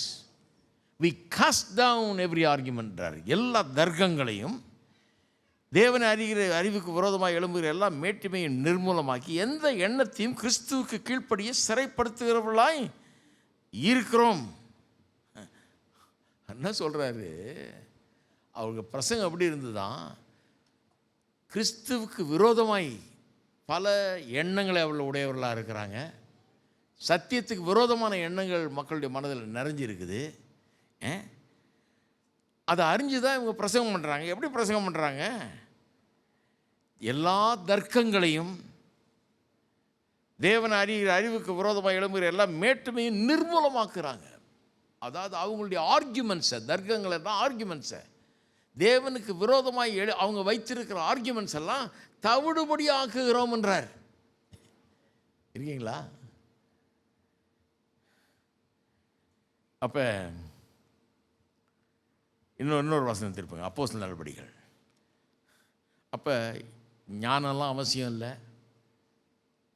நல்ல அறிவோடு பேசுகிறது அவசியம் இல்லைன்னு சொல்கிறது தப்பு, மகா பெரிய தப்பு. கவனிங்க, 17ஆம் வசனம், அப்போஸ்தலர் நடபடிகள் 17ஆம் வசனம், 17ஆம் அதிகாரம், 17ஆம் அதிகாரம் 2-3 வசனங்கள் பாருங்கள். பவுல் தன் வழக்கத்தின்படியே அவளிடத்தில் போய், அங்கே ஒரு ஊருக்கு வர்றாரு. அப்பலோனியா என்கிற பட்டணத்தை கடந்து தெசலோனிக்க பட்டணத்துக்கு வர்றாங்க. வந்து பவுல் தன் வழக்கத்தின்படியே அவர்களிடத்தில் போய் ஜபாலயத்தில், யூதருடைய ஜபாலயத்தில் போய் 3 ஓய்வு நாட்களில் வேத வாக்கியங்களின் நியாயங்களை எடுத்து அவர்களுடனே சம்பாஷித்து, இங்கிலீஷில் எப்படி வருதுன்னா ரீசனிங் வித் தம் அப்படின்னு, நியாயங்களை எடுத்து அவர்களோட சம்பாஷித்துனா அறிவுபூர்வமாக அவர்களுக்கு யூதர்கள் மத்தியில் ஜபாலயத்துக்கு போய் நியாயப்பிரமாணத்தை எல்லாம் நம்பிக்கிட்டு இருந்தவர்களுக்கு இவர்கள் எடுத்து அறிவுபூர்வமாக, அப்போ அதை இப்படி இல்லை, இது இப்படி தான் புரிஞ்சுக்கணும். அதாவது அவங்க நினச்சிட்டு இருக்காங்க 10 கற்பனையெல்லாம் செஞ்சால் நான் மோட்சத்துக்கு போயிடுவேன், 10 கற்பனையெல்லாம் செஞ்சால் நான் ரட்சிக்கப்பட்டுருவேன்னு நினச்சேன். அதுக்காக கொடுக்கப்படலையே 10 கற்பனை. செஞ்சு ரட்சிக்கப்படுறதுக்காக கொடுக்கப்பட்டால் ஏசு எதுக்கு வரணும்? தேவையே இல்லையா? இது செஞ்சால் ரட்சிக்கப்பட்டுடலாமே. எதுக்காக அது கொடுக்கப்பட்டது? மனுஷன் பாவி என்கிறத உணர்த்துவதற்காக கொடுக்கப்பட்டது. அவனுக்கு ஒரு ரட்சகர் இல்லாமல் அவன் ரட்சிக்கப்பட முடியாது, நிறைவேற்றவே முடியாது. 10 கற்பனைகள் நிறைவேற்றவே முடியாது என்று காட்டுறதுக்கு தான் கொடுக்கப்பட்டது 10 கற்பனை. இன்னைக்கு கூட நிறைய பேருக்கு வழங்குறது இல்லை. அது 10 கற்பனைப்படி செஞ்சு நம்ம மோட்சம் போயிடலாம் நினச்சிட்டு இருக்கிறாங்க. ஆனால் கொடுக்கப்பட்டது நோக்கமே செய்ய முடியாதுன்னு காட்டுறதுக்காக. அதுக்காக தான் 10 கற்பனையே கொடுக்கப்பட்டது. 10 கற்பனை பாருங்கள், 9 கட்டளைகள். முதல்ல இருக்க 9 கட்டளைகள் டூஸ் அண்ட் டோன்ட்ஸ், அதாவது எதை செய்யணும் எதை செய்யக்கூடாது என்று செய்கைகளை பற்றியது. இதை செய்வாயாக, இதை செய்யாதிருப்பாயாக அப்படின்னு தான் வரும் இல்லையா? 9 கற்பனைகள். 10ஆவது கற்பனை பார்த்தீங்கன்னா செய்கிறதும் இல்லை, செய்யாத பற்றியும் இல்லை, என்ன நினைக்கிறேங்கிறத பற்றி, உள்ளத்தில் என்ன இருக்குதுன்ற பற்றி, இச்சியாது இருப்பாயாக. கவனிச்சிருக்கீங்களா அதை? அப்போ நல்லவர்கள், இந்த உலகத்தின் பார்வையில் நல்லவர்களாக இருக்கிறவங்க, கொஞ்சம் யோகியமாக வாழ்கிறவங்க முதல் 9லையும் பாஸ் பண்ணுவாங்க. கொஞ்சம் ரிலீஜியஸாக இருக்கிறவங்க, ஆமாம் நான் இந்த தேவனை தான் நான் நம்புகிறேனாக்கும், இதாக்கும் அதாக்கும்னு சொல்லி 9ல் பாஸ் பண்ணுவாங்க. அப்போ எனக்கு ரட்சிப்பு தேவையில்லையே, எனக்கெல்லாம் ஓகே, ஏன்னா நான் தகப்பனையும் தாயையும் கவனம் பண்ணுறேன், நான் விபச்சாரம் பண்ணுறதில்லை, பொய் சாட்சி சொல்கிறதில்ல, இதெல்லாம் பண்ணுறதில்லை, 9லையும் பாஸ் மார்க் போட்டு வந்துடுவாங்க. இதான் ஒருத்தர் கேட்டார், 90 மார்க்ஸ் நல்ல மார்க்குங்க, ஃபஸ்ட் கிளாஸ் பாஸ் ஆச்சேன்னு. இல்லையே, கத்தர்கிட்ட அது கிடையாது. யாக்கோபு 2ஆம் அதிகாரம் 10ஆம் வசனம் சொல்லுது, பழைய ஏற்பாட்டை கோட் பண்ணுது. 1ல் கர்த்தர் கொடுத்தவர் 10 கற்பனை கொடுத்தவர் கொடுக்கும்போதே சொல்லிட்டார், 1ல் தவறுனாலும் எல்லாருலேயும் போச்சுன்னு. அந்த காலத்தில் எங்கள் ஊரில் SSLCன்னு ஒன்று இருந்தது, நாங்கள்லாம் அதை படித்தோம். அதில் 5 சப்ஜெக்ட்டுங்க. அந்த 5 சப்ஜெக்டை ரொம்ப கஷ்டப்பட்டு படித்தா கடைசியில் கணக்கில் போயிடுது. கணக்கில் போன உடனே சரி அடுத்த வருஷம் திரும்பி எழுதணும், திரும்பி 5ஐயும் எழுதணும். அந்த காலம் அது நியாயப்பிரமாணத்தின் காலம், கிருபை கிடையாது. 5த்தையும் எழுதணும். அதனால் திரும்பியும் கஷ்டப்பட்டு எல்லாம் 5 சப்ஜெக்டையும் படிப்போம். அதில் கணக்கை ரொம்ப கவனமாக படித்து கொஞ்சம் மற்றதெல்லாம் கொஞ்சம் கம்மி பண்ணி கணக்கு அதிகமாக படித்து பாஸ் பண்ணணும்னு கணக்கை படித்தா தமிழில் போட்டுக்கிட்டு போயிடும். இப்படி என் நண்பர்கள்லாம் சிலர் 6-7 முறை படையெடுத்தவங்கள்லாம் இருக்கிறாங்க. பாஸ் பண்ணவே முடியாமல் போனவங்கள்லாம் இருக்கிறாங்க. ஏன்னா 5த்தையும் திரும்ப திரும்ப எழுதணும். திரும்ப திரும்ப எழுதி இன்றைக்கி இதில் போகும், நாளைக்கு அதில் போகும், இப்படியே சுற்றி சுற்றி வந்து கடைசியில் ஒன்றுமே முடியாமல் போயிடுச்சு. இப்போல்லாம் கிருபையின் காலம், ஒன்றா எழுதியே பாஸ் பண்ணிடலாம். நியாயப்பிரமாணம் அப்படிப்பட்டது. கர்த்தர் என்ன சொல்கிறாரு, நான் பரிசுத்தராக இருக்கிறது போல் நீங்களும் பரிசுத்தராயிருங்கள். அப்போ அவருடைய பரிசுத்தம் எப்படி பர்ஃபெக்ட்டு. அவர் என்ன சொல்கிறார், 90% ஃபெயிலு, 99% கூட ஃபெயிலு, 100% தான் பாஸ் என்றாரு. வேணும்னு அப்படி ஒன்று கொடுத்து அப்போ தான் அவன் கதறுவான். செய்ய பார்த்த பிறகு தான் அவனுக்கு அறிவே வரும். ஐயோ இப்படி கொடுத்துட்டாரு, இதை செஞ்சாதான் நீ பொழைப்பேன்ட்டாரு. அப்போ இதை செஞ்சு எப்போ நான் பொழைக்கிறது, செய்ய முடியாமல் தானே இருக்குது அப்படின்னு கதற ஆரம்பிச்சிருவான். அப்படி கதறணும். கதறதுக்காக தான் கொடுத்தார். ஐயோ ஆண்டவரை காப்பாற்றும், இதை என்னைக்கு செஞ்சு நான் என்னைக்கு பொழைக்கிறது, செய்தால் பிழைப்பாயின்னு சொல்லி தான் தர்றாரு. யாத்ராகமம் 20ஆம் அதிகாரத்தில் அது வாசிக்கும் போது சிலர் என்ன எப்படி புரிஞ்சுக்கிறாங்க, செய்தாய் பிழைப்பான்னு சொல்லிட்டாரையா, அப்போ நான் செஞ்சு பொழைச்சிக்கிறேன். செஞ்சு பாருங்கள், பிழைக்கவே மாட்டீங்க. அதுதான் அங்கே பிரச்சனை. ஏன் செய்தால் பிழைப்பாயினாரு, செஞ்சு பிழைக்க முடியுன்றதுக்காக இல்லை, செஞ்சு பாரு உன்னால் பிழைக்கவே முடியாதுன்றதை கண்டுபிடிப்ப அப்படிங்கிறதுக்காக தான் செய்தால் பிழைப்பாயின்னு கொடுத்தாரு. அதை தப்பாக புரிஞ்சுக்கிட்டு இவன் கஷ்டப்பட்டு செஞ்சுக்கிட்டு இருக்கிறான். செஞ்சுக்கிட்டு அந்த 10 கற்பனையை 600 சில்லற கற்பனையாக மாற்றி கற்பனையின் மேலே கற்பனை எழுதி அதை விரிவாக்கி ரொம்ப கரெக்டாக கடைப்பிடிக்கணும்னு இதன் மூலமாக எப்படியாவது தனக்கு நீதிமான் ஆயிடலான்னு முயற்சி எடுத்துகிட்டு இருக்கிறான். ஆனால் அதுக்காக கொடுக்கப்படவே இல்லை. இப்போ அந்த மாதிரி ஆளுங்கிட்ட பவுல் போய் கிறிஸ்துவ பிரசங்கம் பண்ணணும். நியாயப்பிரமாணத்தினால் ரட்சிப்பு வராதியா அவனுக்கு, கிறிஸ்துவின் மூலமாக தான் வரும் ரட்சிப்பு, அவருடைய சிலுவை மரணத்தின் மூலமாக தான் வரும் அப்படின்றத பிரசங்கம் பண்ணணும். அது எப்படி பண்ணுறது? யூதர்கள்லாம் சும்மா லேஸில் ஏற்றுக்க மாட்டாங்க. அவனுடைய நம்பிக்கை அங்கே இருக்குது, அவனுக்கு ஸ்ட்ராங்காக இருக்குது. அது இல்லை, இப்போ நான் சொல்கிற இந்த கிறிஸ்து தான் வழி, இவர் தான் வழி, சத்தியம், ஜீவன் பிரசங்கம் பண்ணணும். அப்போ சம்பாஷிக்க வேண்டும். அதனால தான் ஹி ரீசன்டு வித்தம்னு இருக்குது. ரீசன்ட் வித்தம்னா என்ன தெரியுமா? இப்போ நான் பேசுகிறேன் அந்த மாதிரி பேசுகிறது. இப்போ எப்படி பேசுகிறேன், ஒரு தனியாக நீங்கள் வந்தீங்கனாலும் இப்படி தான் பேசுவேன். எங்கள் சபையில் காலையில் ஆயிரக்கணக்கான பேர் இருக்காங்க, இப்படி தான் பேசுவேன் நான். ஒரு தனி மனுஷன்ட்ட எப்படி பேசுகிறேனோ அது மாதிரி தான் பேசுவேன். ரீசனிங் வித்தம். அவங்களுக்கு நீங்கள் நினைக்கிறீங்க இப்படி தான் சரியான வழின்னு சொல்லி நான் உங்களுக்கு காமிக்கிறேன் எது சரியான வழி அப்படின்னு சொல்லி நான் கொண்டு வரணும். அதை காண்பிக்கணும், அது காரண காரியங்களை காட்டணும், அதை விளக்கணும். ஏன் அது இல்லை இதுதான் சரி அப்படிங்கிறத நான் விளக்கி காண்பிக்கணும். அந்த ரீசனிங்ன்ற வார்த்தையின் அர்த்தம் என்னென்னா dialogue for the sake of argument. சம்பாஷிக்கிறது. எதுக்காக சம்பாஷிக்கிறது? அங்கே அவர்களுக்கு கிறிஸ்துவுக்கு எதிராக இருக்கிற தர்க்கங்களை, அவர்கள் வைக்கிற தர்க்கங்களை உடைத்து போடும்படியாக, அது தவறு என்று சுட்டி காட்டும்படியாக, அது இல்லை இதுதான் வழின்னு சுட்டி காட்டுறபடியாக காட்டுவதற்காக அதை பண்ணுறது. அப்போ 1 Corinthians 2 1லேருந்து 5 வயசுல வாஸ்தவப்போ என்ன தெரிஞ்சுது? மனுஷ ஞானம் வேண்டாம், நயவசனிப்பு வேண்டாம், எந்த விதமான பெரிய ஆர்கியூமெண்ட்ஸ் வேண்டாம், எந்த விதமான இதுவும் வேண்டாம் அப்படின்ற மாதிரி பவுல் சொல்கிற மாதிரி தெரியுது. அதெல்லாம் வேஸ்ட்டுங்கிற மாதிரி தெரியுது. ஆனால் 2 Corinthians 5:11 வாஸ்தா வேறு மாதிரி வருது. 2 Corinthians 10:5 வாஸ்தா தர்க்கங்கள் எல்லாம் தவிடுபடி ஆக்கும்படியாக பிரசங்கம் பண்ண சொல்கிறாரு.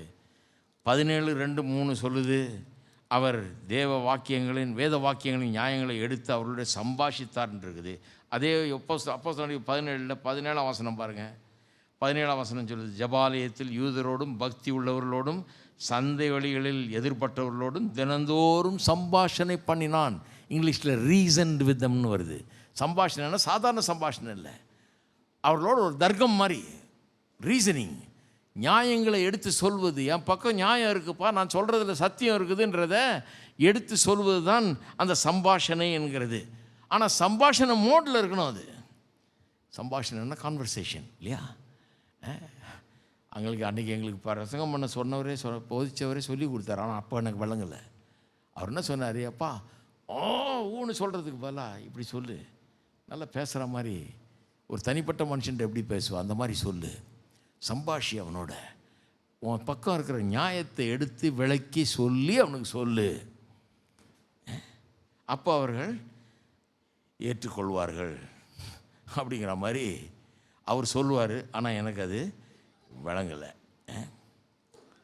அப்போ பவுல் என்ன சொல்கிறார் இங்கே? பவுல் 1 கொரிந்தியர் 2ஆம் அதிகாரம் 1-5 என்ன சொல்கிறார்? 1 கொரிந்தியர் 2:5-1 என்ன வாசித்தா இதெல்லாம் தேவையில்லை, ஞானமாக பேசுகிறதெல்லாம் தேவையில்லை, அறிவு பிரசங்கம் ஒத்து வராது, அதெல்லாம் தேவையில்லை அப்படின்ற மாதிரி தெரியுது. சிறந்த வசனிப்போடாவது ஞானத்தோடாவது அறிவிக்கிறவனாக நான் வரவில்லை அப்படிங்கிறார். நான் பலவீனத்தோடும் பயத்தோடும் மிகுந்த நடுக்கத்தோடும் உங்களிடத்தில் இருந்தேன் என்றார். மனுஷருடைய ஞானத்தினால் அல்ல, தேவ பலத்தில் நிற்கும்படிக்கு என் பேச்சும் என் பிரசங்கம் மனுஷ ஞானத்துக்குரிய நயவசனம் உள்ளதாயிராமல் ஆவியினாலும் பலத்தினாலும் உறுதிப்படுத்தப்பட்டதாக இருந்தேன்னு வாசிக்கும்போது ஞானமும் தேவையில்லை, பெரிய வசனிப்பும் தேவையில்லை, ஒன்றும் தேவையில்லை அப்படிங்கிற மாதிரி அவர் சொல்கிற மாதிரி தெரியுது. ஆனால் அப்படி அவர் சொல்லலை. என்ன சொல்ல வர்றாரு? உலக ஞானம், நயவசனம், இந்த மாதிரி வார்த்தையெல்லாம் பயன்படுத்துகிறார் இல்லையா, அதெல்லாம் தேவையில்லைன்னு சொல்கிறார் இல்லையா. என்ன தேவையில்லைன்றாரு? உலக ஞானம் நயவசனம்னு என்ன தெரியுமா? உலகத்தில் இருக்கிறவன் தன்னுடைய பாயிண்ட்டை நிரூபிக்கிறதுக்காக என்ன பண்ணுவான்? சர்க்காஸ்டிக்காக பேசுவான், கிண்டல் பண்ணி சர்க்காஸ்டிக்காக மற்றவனுடைய கருத்தை ஒன்றுமில்லாமல் ஆக்கணுங்கிற அந்த காரியத்தை ரொம்ப ரூடாக ஒரு சர்க்காசத்தோடு பண்ணுவான். அது மட்டும் இல்லை, சாதாரண ஜனங்கள் மத்தியில் கொண்டு போய் அவர்களுடைய உள்ளே இருக்கிற அந்த ஆசையை தூண்டி அவர்களுக்குள்ளே இருக்கிற பல ப்ரெஜுடிசஸ், பல விதமான மன தடைகள்லாம் இருக்கும் இல்லையா, அதெல்லாம் பயன்படுத்தி அவன் பேசுவான் தாவரில் கவர்ந்து இழுக்கிறதுக்கு. தன்னுடைய நியாயத்தை தெளிவுபடுத்தி அறிவிக்கிறதை விட்டுட்டு வெறும் அட்டாக்கில் இறங்குவான், சர்க்காசத்தில் இறங்குவான், கேலி பரியாசத்தில் இறங்குவான். நிறைய கிறிஸ்தவ பிரசங்கங்கள் அப்படி போயிடுது. சில நேரத்தில் எதிராளியுடைய கருத்தை கிண்டல் பண்ணுவது, கேலி பண்ணுவது, பரியாசம் பண்ணுவது. அப்படி பண்ணும்போதே நம்ம என்ன பண்ணிடுறோம்? அவங்கள இழந்துடுறோம். அவன் நம்மளுக்கு சொல்கிறத கேட்க மாட்டான் இல்லையா. உலகத்தார் பல காரியங்களை நம்புகிறாங்க. அவங்க நம்புறது சரியில்லை, கரெக்டு தான். அவங்க நம்புறதெல்லாம் சத்தியம் கிடையாது. ஆனால் அவங்கள போய் நீங்கள் கிண்டல் பண்ணி பாருங்கள், ஒத்து வரவே வராது. அவங்களுடைய நம்பிக்கையை நீங்கள் கிண்டல் பண்ணி பாருங்கள், யாருமே ஏற்றுக்க மாட்டேங்க. நீங்கள் அந்த பொசிஷனில் இருந்தீங்கன்னா நீங்கள் என்ன கிண்டல் பண்ணுறாம, நான் இவ்வளோ நாள் எங்கள் தாத்தா காலத்துலேருந்து நாங்கள் இப்படி தான் நம்புகிறோம், என்னை இவன் இப்படி பேசிட்டானே அப்படி தான் யோசிப்பாங்க இல்லையா. அதைத்தான் வேணான்றார். நயவசனிப்பு, மனுஷ ஞானம்னா அந்த காலத்தில் நல்லா பேசுகிற ஆட்கள் இப்படிப்பட்ட அட்டாக்கிங் மோடை யூஸ் பண்ணாங்க. அதை பண்ணாதன்றார். அது மட்டும் இல்லை, ஒரு அப்ளாஸ் ஜெனரேட்டிங் ரெட்டாரிக் அப்படின்னா ஜனங்களுடைய கைத்தட்டை வாங்கிறதுக்காக அவர்களுடைய ப்ரெஜுடிசஸ், அவங்களுக்குள்ளே இருக்கிற சில நம்பிக்கைகள், அப்புறம் அவர்களுடைய பெருமைக்குரிய காரியங்கள், அவர்களுடைய பயங்கள் எல்லாத்தையும் கேபிட்டலைஸ் பண்ணி பேசுகிறது, அதை ஒட்டி பேசுகிறது, சரியான தன்னுடைய பாயிண்ட்டை சொல்கிறதுக்கான விளக்கத்தை சரியாக அளிப்பதில்லை. ஆனால் ஜனங்களுடைய பாராட்டை பெறுவதற்காக, கைத்தட்டை பெறுவதற்காக பேசுவது, அதுதான் வேணான்றார். மூணாவது வெர்பல் டெக்ஸ்டரிட்டி, வெர்பல் எக்ஸ்பர்டீஸ்ன்னு சொல்லலாம். வெர்பல் இப்படி சொல்கிறது, நயவசனிப்புன்னு சொல்லியிருக்கீங்க இல்லையா, அதை ரொம்ப சார்ந்து இருக்கிறது. வசனம் என்ன சொல்வதுன்றத தெளிவாக எடுத்து காண்பிக்கணுங்கிறத விட்டுட்டு அவர்களுடைய வார்த்தைகளில் அவர்களுக்கு இருக்கிற அந்த தேர்ச்சியை பயன்படுத்தி அதன் மூலமாகவே தங்களுடைய பாயிண்ட்டை நிரூபிச்சிடலான்றது. இது அந்த காலத்தில் பாப்புலராக இருந்த பிரசங்கியார்கள், பாப்புலராக எதை போதிக்கிறவனாக இருந்தாலும் இந்த மாதிரி மெத்தடை தான் யூஸ் பண்ணாங்க. அதுதான் அவங்களுடைய மெத்தடாக இருந்தது. அவர்கள் எப்போ அட்டாக்கிங் மோடில் இருப்பாங்க, கேலி பரியாசம் பண்ணி மற்றவனுடைய கருத்துக்களை ஒன்றும் இல்லாமாக்கி அவன் தப்புன்னு காமிச்சு நான் தான் கரெக்டுன்னு நிரூபிக்கிறது நிறைய நேரத்தில் கிறிஸ்தவர் மத்தியில் இதை பார்க்கலாம். நான் சொல்கிறேன், நல்லா கவனிங்க. நான் டிவியில் போகிறப்ப தான் கண்டுபிடிச்சேன் நான் இது. அதெல்லாம் பேசவே கூடாது, பேசவே முடியாது.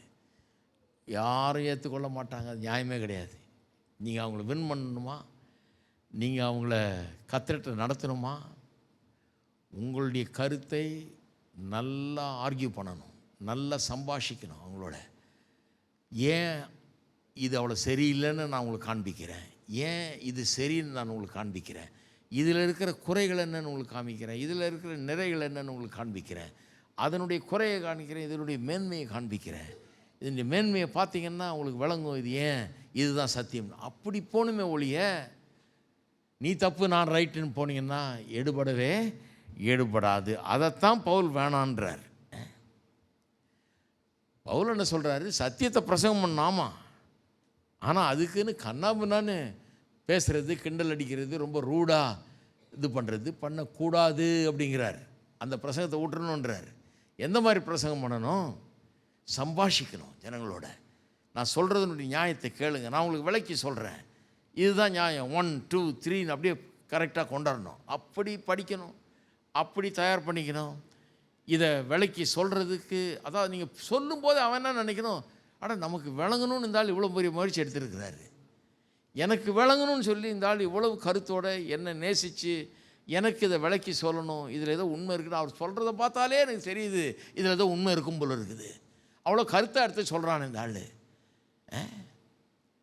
இவ்வளோ கவனமாக இதை படித்து எனக்காக இதை ஒரு பாயிண்ட்டாக எடுத்து விளக்கி புரியுதா அப்படின்னு கேட்டு சொல்கிறானே, அப்போ இதில் ஏதோ உண்மை இருக்கும் போல இருக்குன்னு அவனே கவனிக்க ஆரம்பிச்சிருவான். இருக்கீங்களா? ஹலோ, நான் சொல்கிறேன், பவுல் அப்படி தான் பிரசங்கம் பண்ணியிருக்காரு,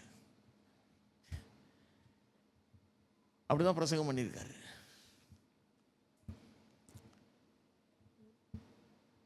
அடித்து பேசி தூள் கிளப்பி கைத்தட்டை வாங்கி, கைத்தட்டுறதெல்லாம் தப்பு இல்லை, கைத்தட்டலாம், அதெல்லாம் ஒன்றும் பிரச்சனை இல்லை, நல்ல காரியத்துக்காக கைத்தட்டலாம், அதெல்லாம் ஒன்றும் இல்லை.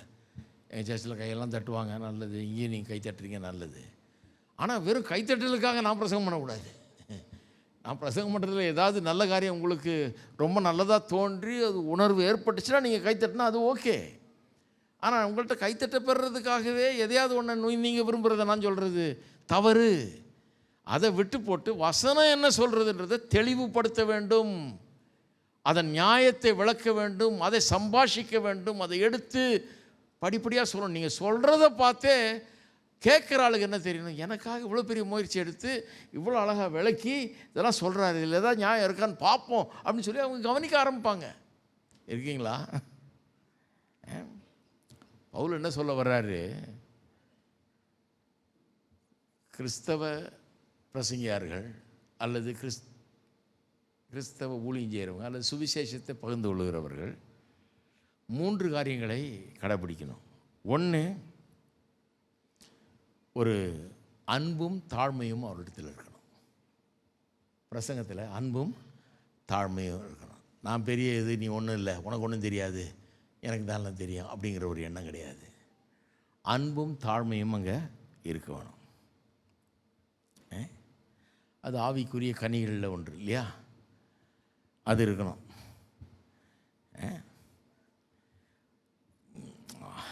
அந்த காலத்தில் ரொம்ப பிரபலமாய் பேசினவர்கள்லாம் உலகத்தில் தர்க்க ஞானிகள், தர்க்க சாஸ்திரிகள்லாம் இருந்தாங்க பாருங்கள். அவங்க அன்பு தாழ்மையை கடைப்பிடிக்கலை. அவங்க எதை கடைப்பிடிச்சாங்கன்னா பெரிய தன்னம்பிக்கை, ரொம்ப தன்னம்பிக்கையோடு பேசுவாங்க, பயம் இல்லாமல் பேசுவாங்க. பவுல் என்ன சொல்கிறாரு, அது பத்தாது, அங்கே அன்பு இல்லையே, தாழ்மை இல்லையே. அன்பு தாழ்மை உள்ளவன் அவன் அப்படி சம்பாஷிக்கும் போது அது கேட்கத்தக்க விதத்திலே இருக்கும். நான் ரொம்ப தைரியமாக பயம் இல்லாமல் ரொம்ப கான்ஃபிடென்ஸாக சொல்கிறதுனால, கான்ஃபிடென்ட்டாக பேசுகிறதுனால எதிராளி ஏற்றுக்கொள்வான்ற அர்த்தம் கிடையாது. நான் தாழ்மையோடு அதை சொன்னேன், அன்போடு சொன்னான், என் அன்பு நான் சொல்கிறதில் வெளிப்பட்டா நான் அவனுக்காக கவலைப்படுறேன், அவனுக்காக கரிசனை உள்ளவனாக இருக்கிறேன், அவனுக்கு நன்மை ஏற்படும்படியாக, அவன் சத்தியத்தை அறிந்து கொள்ளும்படியாக நான் பிரயாசம் பண்ணிட்டு இருக்கிறேன்றதை விளங்கி கொண்டால் கண்டிப்பாக அதை ஏற்றுக்கொள்வார்கள். எத்தனை பேருக்கு வழங்குது நான் சொல்கிறது? யார்கிட்ட பேசும்போதும் அப்படி தான் பேசணும், பிரசங்கம் பண்ணும்போதும் அப்படி தான் பிரசங்கம் பண்ணணும். அதுதான் பவுல் சொல்கிறாரு. ரெண்டாவது, கம்பெல்லிங் ஆர்கியூமெண்ட்ஸ், அதாவது தர்க்கங்கள் அதில் இருக்க வேண்டும். அது இல்லை இதுதான் சரிங்கிறதுக்கு சரியான விளக்கங்கள் அதில் இருக்க வேண்டும். அப்போஸ்தலர் நடவடிக்கையில் பார்த்தீங்கன்னா, அப்புறம் பவுல் நிருபங்களில் பார்த்தீங்கன்னா என்ன மாதிரி தர்க்கம் பண்ணுறாரு பார்த்துருக்கீங்களா? நீங்கள் ரோமர்கள் நிருபத்தை வாசிருக்கீங்களா? நீங்கள் எல்லாரும் பாவிகள்ன்றதை சும்மா அப்படி சொல்லி விட்டல, எல்லாரும் பாவி ஓ அன்று போயிட்டே இருக்கலாம் பேசாமல். யார் ஏற்றுக்குவா சொல்லுங்கள்? எல்லாரும் பாவிட்டு இன்றைக்கி நம்ம சில நேரத்தில் ஒன்றும் சொல்லாமல் எதையும் விளக்கம் கொடுக்காமல் பாவி பாவி பாவின்னு கத்திடுறோம். ஒருத்தர்கிட்ட வந்து கேட்டார், என்னையா கிறிஸ்தவங்க எங்களை பாவி பாவி பாவின்னு கத்துறீங்களே, அது நியாயமா இது? அதான் காலையில் இந்த மெகாஃபோன் எடுத்துக்கிட்டு பிரசங்கம் பண்ண போவாங்க அந்த காலத்தில். டான் ப்ரீச்சிங்னு பேர் அதுக்கு. காலையில் மெகாஃபோன் எடுத்துக்கிட்டு தெருவாக போவாங்க. அதில் ஒரு ஆள் என்ன பண்ணார், அக்கிரமக்காரர்கள் அறுப்புண்டு போவார்கள், ஒன்றாம் சங்கீதத்தை சொல்லிட்டு போகிறாரு.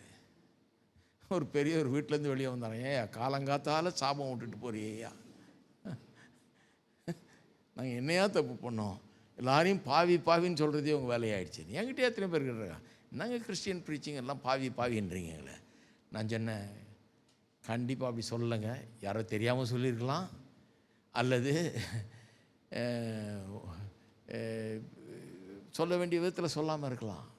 நாங்கள் சொல்கிறது என்னென்னா, நாங்களே பெரிய பாவி, இதை கண்டுபிடிச்சிருக்கோம். அப்போ தான் நாங்கள் எல்லாமே பாவி, நாங்கள்லாம் பாவி, தகுதியற்றவர்கள், ஆண்டவர் எங்களை வந்து மன்னிச்சு எங்களை ஏற்றுக்கொண்டிருக்காருன்னு நாங்கள் விசுவாசிக்கும் போது இன்னொரு ஆளை பார்த்து நாங்கள் பாவின்னு எப்படி சொல்லுவோம்?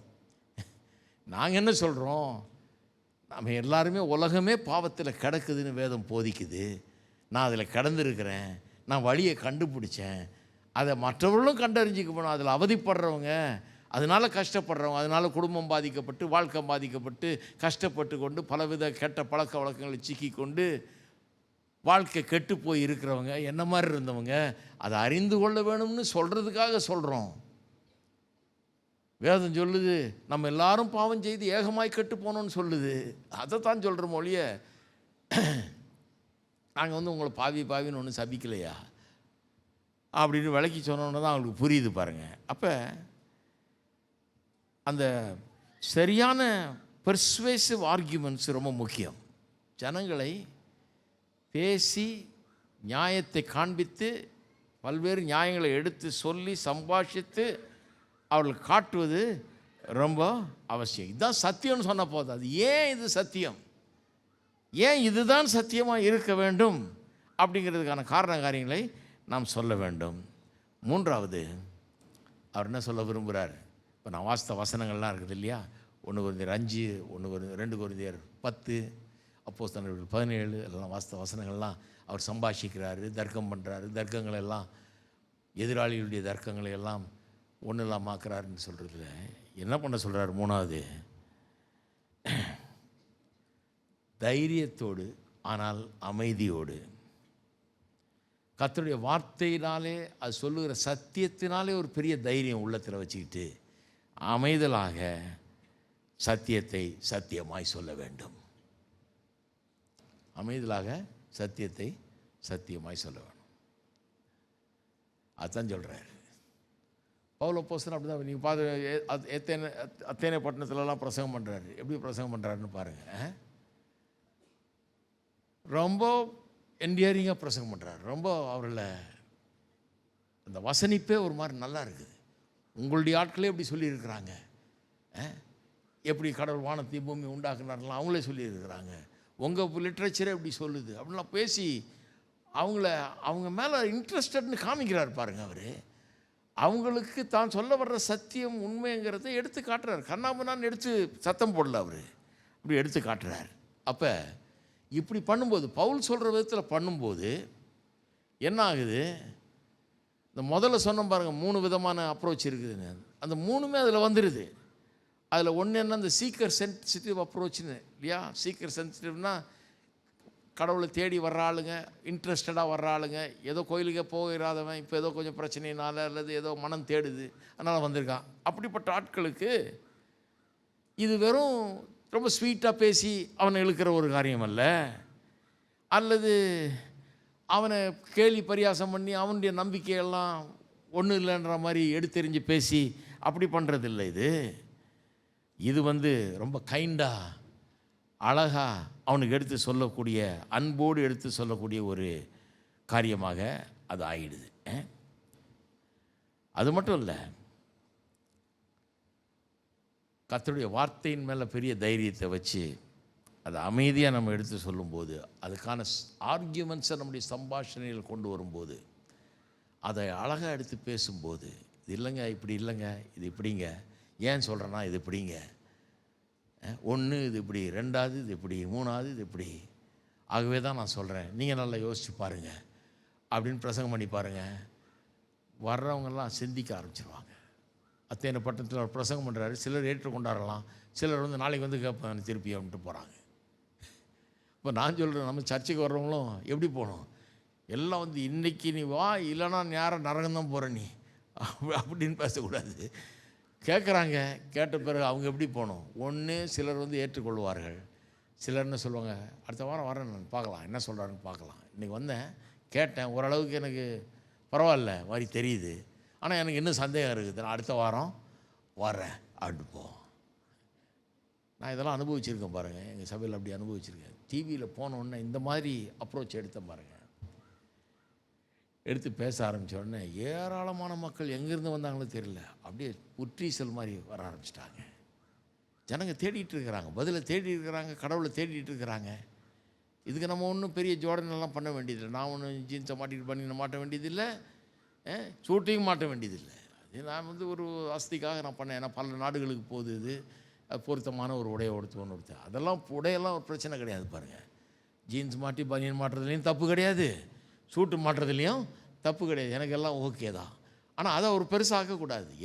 எது ரொம்ப முக்கியம், நம்ம எந்த விதமான அப்ரோச்சை பயன்படுத்துகிறோம், நமக்கு ஜனங்களை என்கேஜ் பண்ண தெரியுதா, அவர்களை புரிந்து கொள்ள தெரியுதா, அவர்கள் என்ன நம்புகிறார்கள் அதை நம்ம விளக்கி சொல்லி அவங்களுக்கு நம்முடைய நியாயங்களை விளக்கி சொல்ல அதை பற்றி ஒரு கரிசனை நமக்கு இருக்கா, அதை பற்றி பதிலை நம்ம தேடுறோமா, நம்ம முதலாவது அதெல்லாம் சரியாக தெளிவுபடுத்திக்கிட்டு அதை நம்ம அவங்கள்ட்ட பேசுகிறோமாங்கிறது ரொம்ப முக்கியமானதாக இருக்கிறது. பிரசங்கியாளர்களுக்கு இது ரொம்ப முக்கியம் பாருங்கள்.